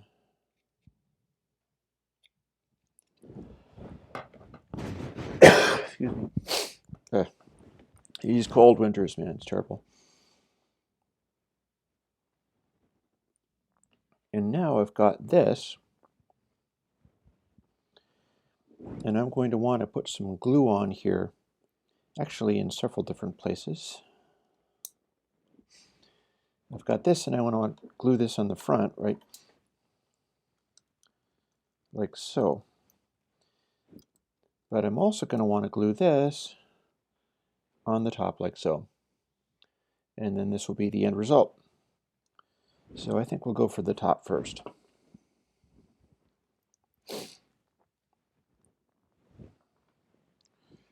Here is our shoe goo. It is indeed goo, and it is also bad to smell, so what I'm going to do is try to stay clear of it as much as possible. And I think I'm going to use this tool to apply it. It's partly dried out, so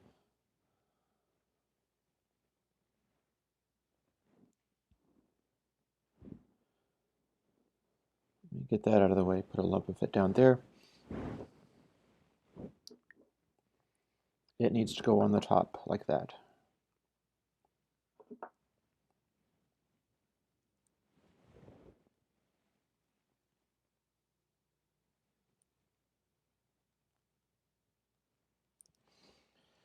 Use the tool to smear it around a little bit.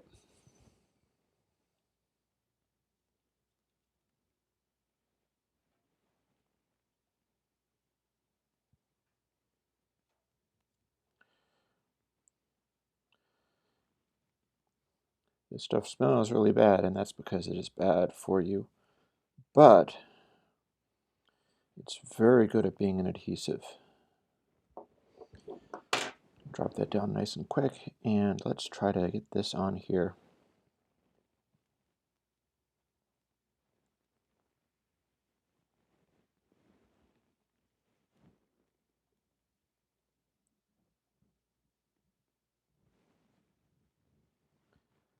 That lines up. And squish down nice and firmly where it connects.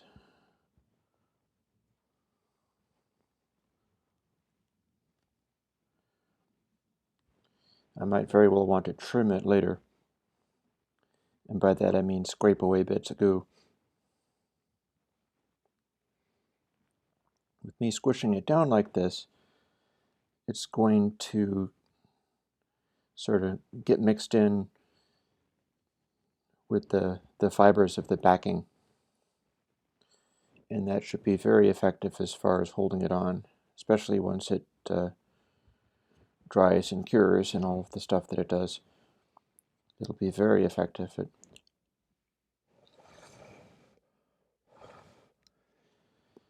softening wind.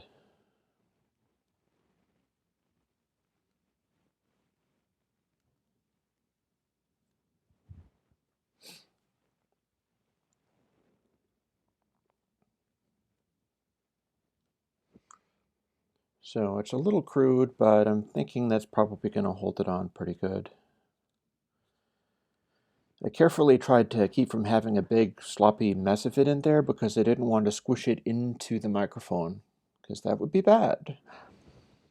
That'd be very bad.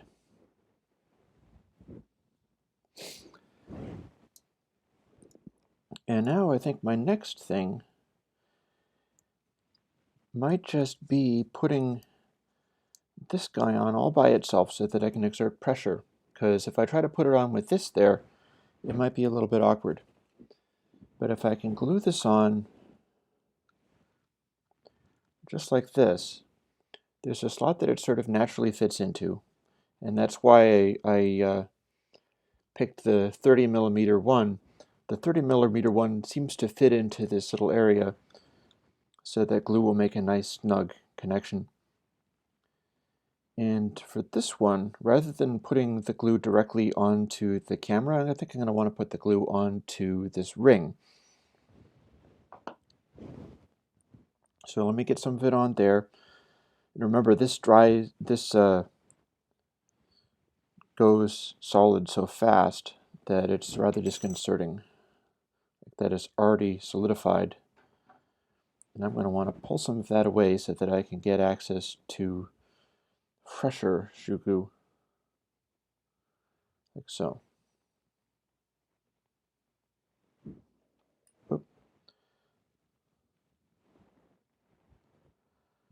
There was a bit of it on my finger while I was at it. Okay, and quickly.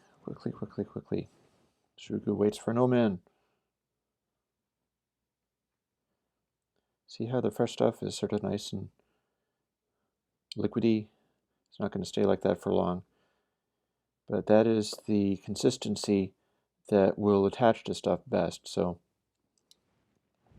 there we go, and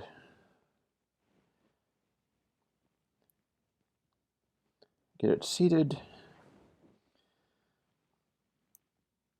And then I'm going to go through, this is probably going to be markedly better than the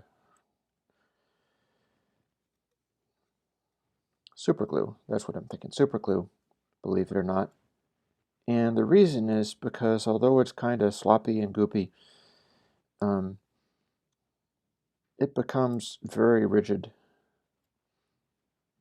And the super glue was rather brittle and it didn't seem to want to connect perfectly. So if I can get this to connect to both of these things, the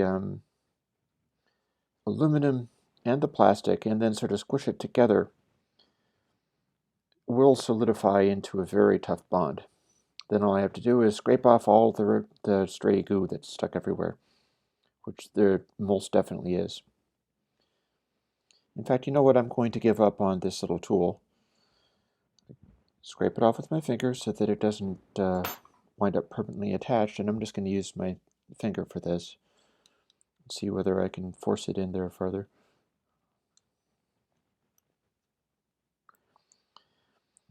I'm pushing the ring down and then pushing the camera up while doing this in hopes of just holding it together the way I want it.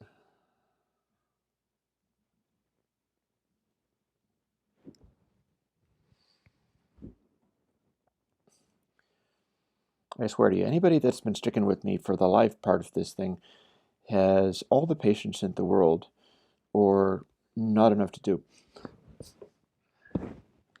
As the viewership drops to 0. But this should be a solid bond. I at least hope so. You could always go in there afterwards and with epoxy or something.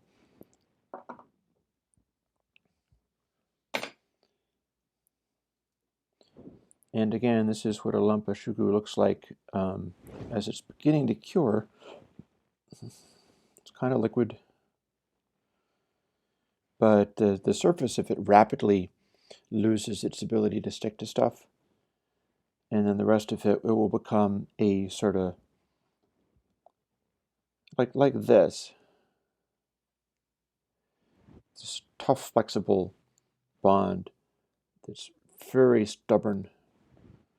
It's very difficult to pull apart.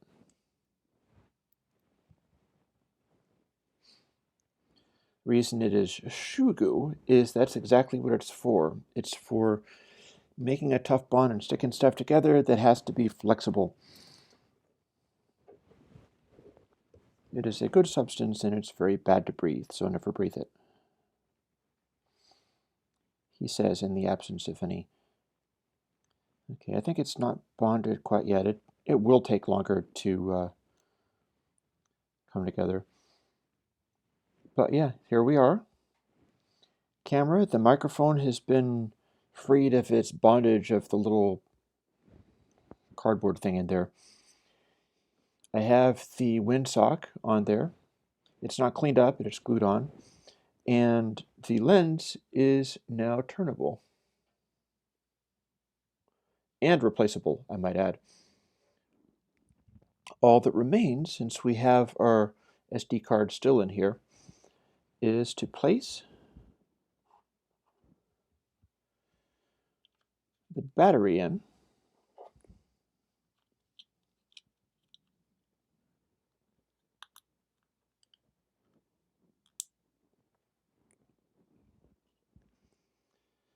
I'll put this on while I'm at it and see if the device survived. Dun dun!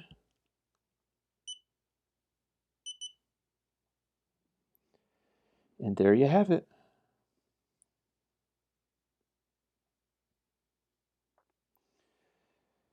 Major Xiaomi Yi mods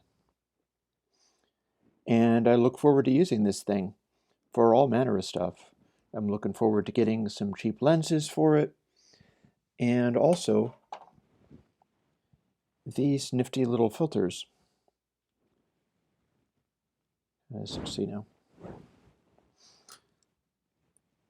I'm not that convinced that this is cured enough to be able to put this on, but I'm going to do it anyway.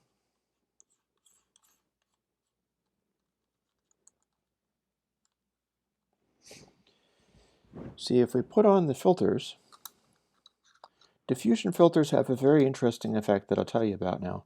This is a gold diffusion. I also have a black diffusion, and I have a digital diffusion of a larger size that I'm using on the webcam. Not that it's doing it a lot of good.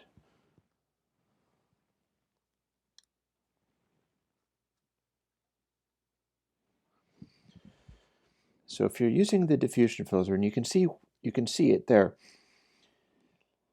that will get the camera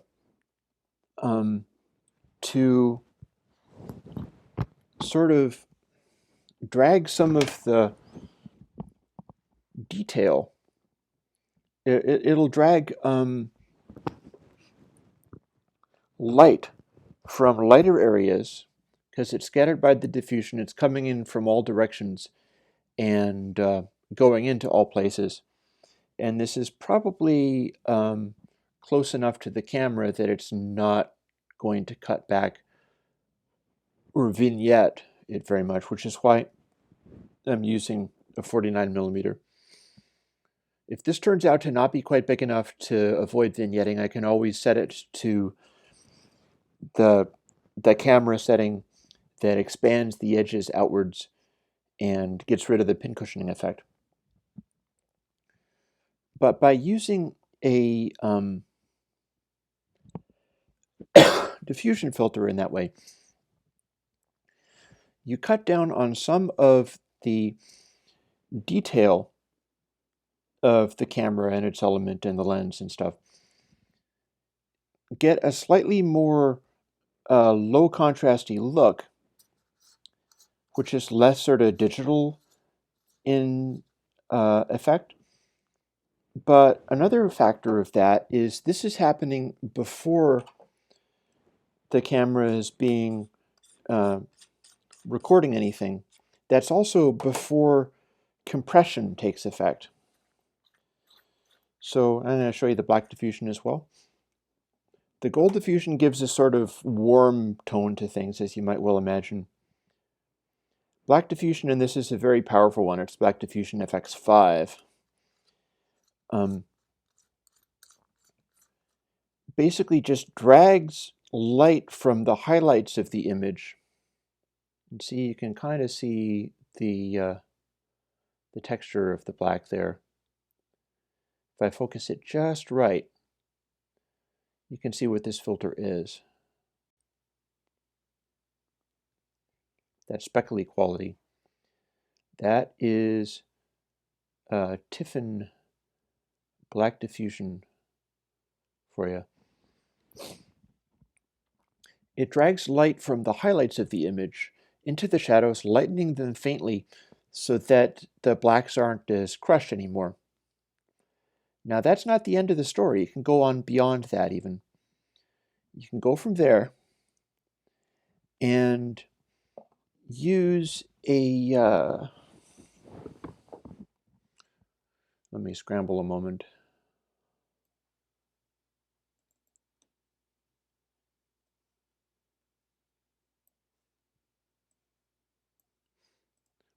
There we go.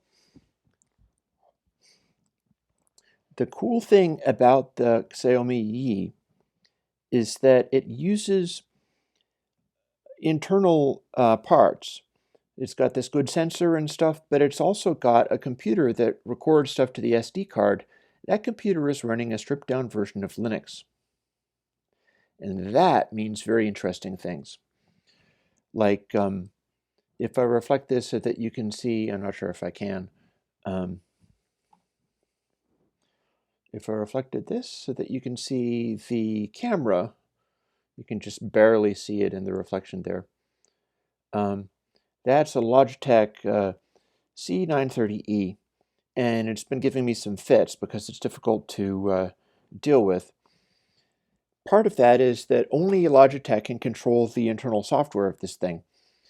So if you wanted to not autofocus like a fiend, you just have to turn it straight off, which I'm doing for this. That's why you're getting a stable picture of the Yi here. If you don't like the bit rates it's recording at or whatever, you're kind of stuck. The Yi is running off of a sort of Linux, and literally a Linux subsystem. So you can use scripts that you put in the root of the SD card.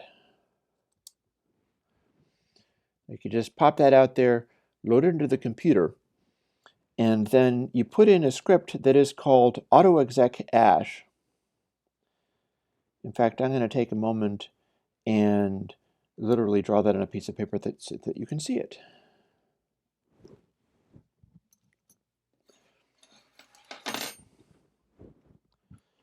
If I can do that without smashing all of my stuff up, I probably can.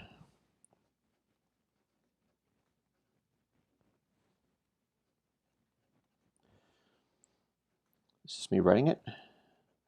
I suppose I could subtitle it, but sometimes I like doing this stuff in camera.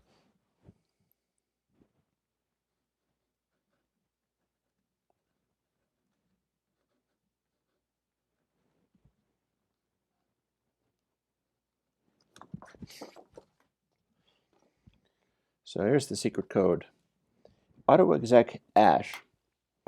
You web search for that, and you're probably going to find all the Xiaomi Yi stuff. And what that does is it lets you do things like choose different recording rates, like it'll let you pick different resolutions. It will let you put on the anti-pin cushioning effect from script in case you don't have it convenient to turn it on using a cell phone and the Wi-Fi. You can just have a script preset everything up and be ready for you to go.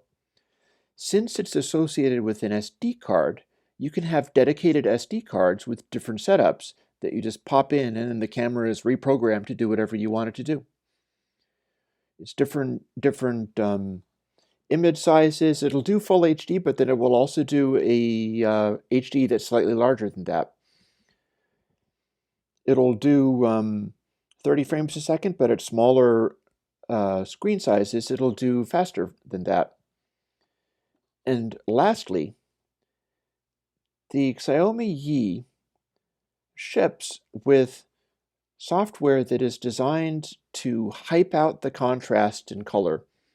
It sort of cranks everything up and makes it exaggerated. And for that reason, the default setting, the stock camera, is not really very good by professional standards. There's no capacity for post-processing because what it's doing is basically hyping everything out, and then the blacks and the whites get blown out, and it's not very helpful.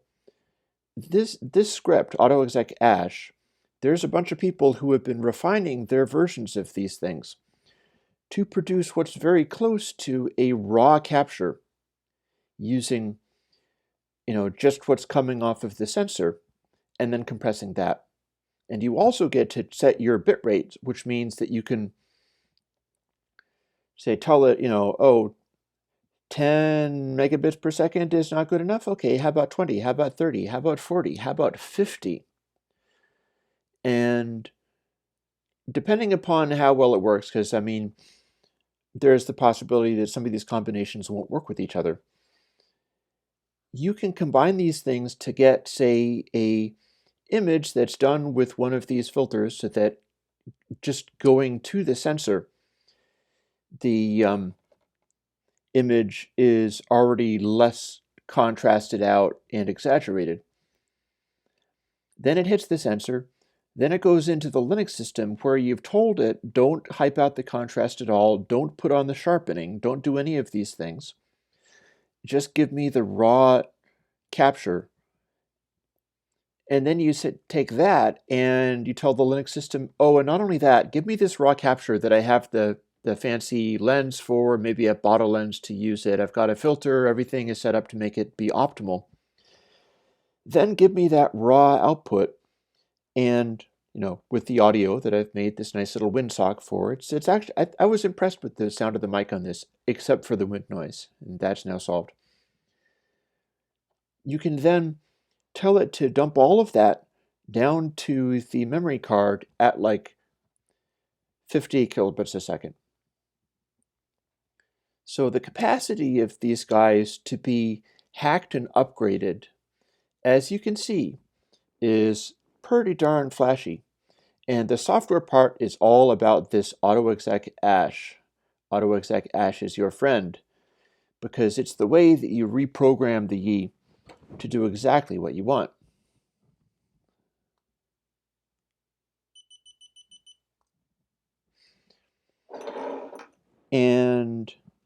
But wait, there's just a little bit more.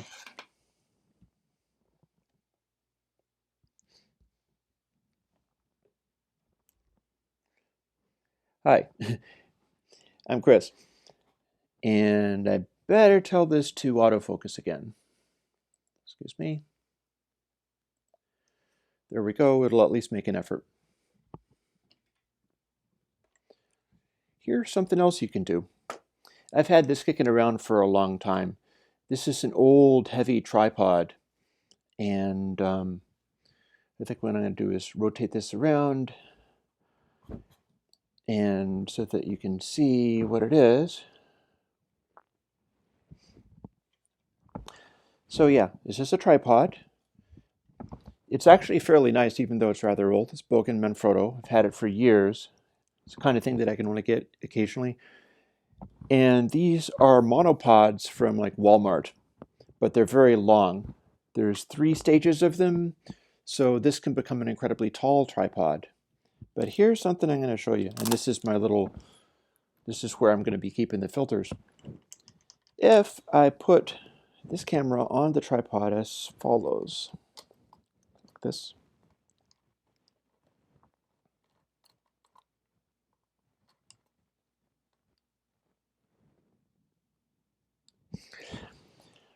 Bet you didn't know that this is its own Steadicam, in a sense.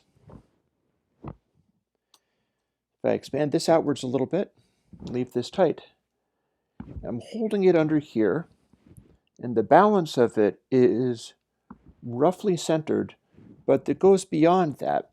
If, for instance, you have a tripod where the arms can go way out like here, the moment of weight on this is resisting it being twisted in this direction. It's not quite a Steadicam, but it doesn't want to be rapidly jerked in one direction or another. It's quite difficult, in fact, to twist or turn this, especially if you're holding it fairly loosely.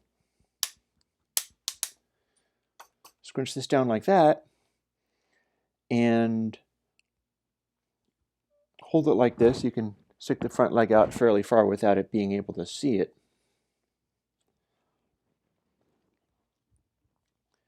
Now if I hold this like this, and yeah, if I extend the arms a little bit farther out, come on, you. There we go. If it's a good tripod and you can do something like that, you see this is resting on my hand? If I jolt it to the side, it's roughly balanced on this point. It's balanced like right around here. So if we're filming something, it doesn't want to rotate or pitch or yaw because of the weight of all of these arms sticking out. But also, if you're holding it from roughly near the center of balance,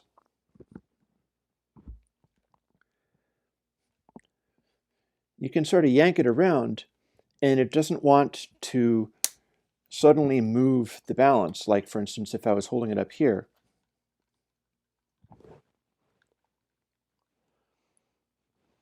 it wants to balance near the center of weight. So if I move it around, it's pitching or it's yawing or it's rotating. And then if you go and extend things out and hold it where the weight is balanced, even though it's not a Steadicam, it's going to try to act as though it is. So this is a nice little trick for if you have a tripod, and the longer you extend the legs out, the more it will do this. But the most important thing for the purposes of holding it and having it act like it was a Steadicam is hold it where the center of balance is. Like this guy, center of balance is around here. So if you held it there, it's going to keep pretty steady when you move it back and forth or around. The things that are going to be visible in the camera is not lateral motions, but pitches and rolls and yaws and things. So if you have a photographic tripod, this is actually something that is a sort of cheap instant Steadicam.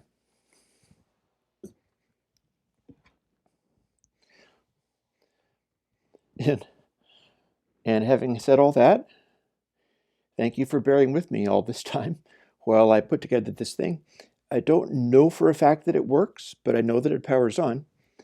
And I hope you've had some fun with it, as much fun as I've had doing it.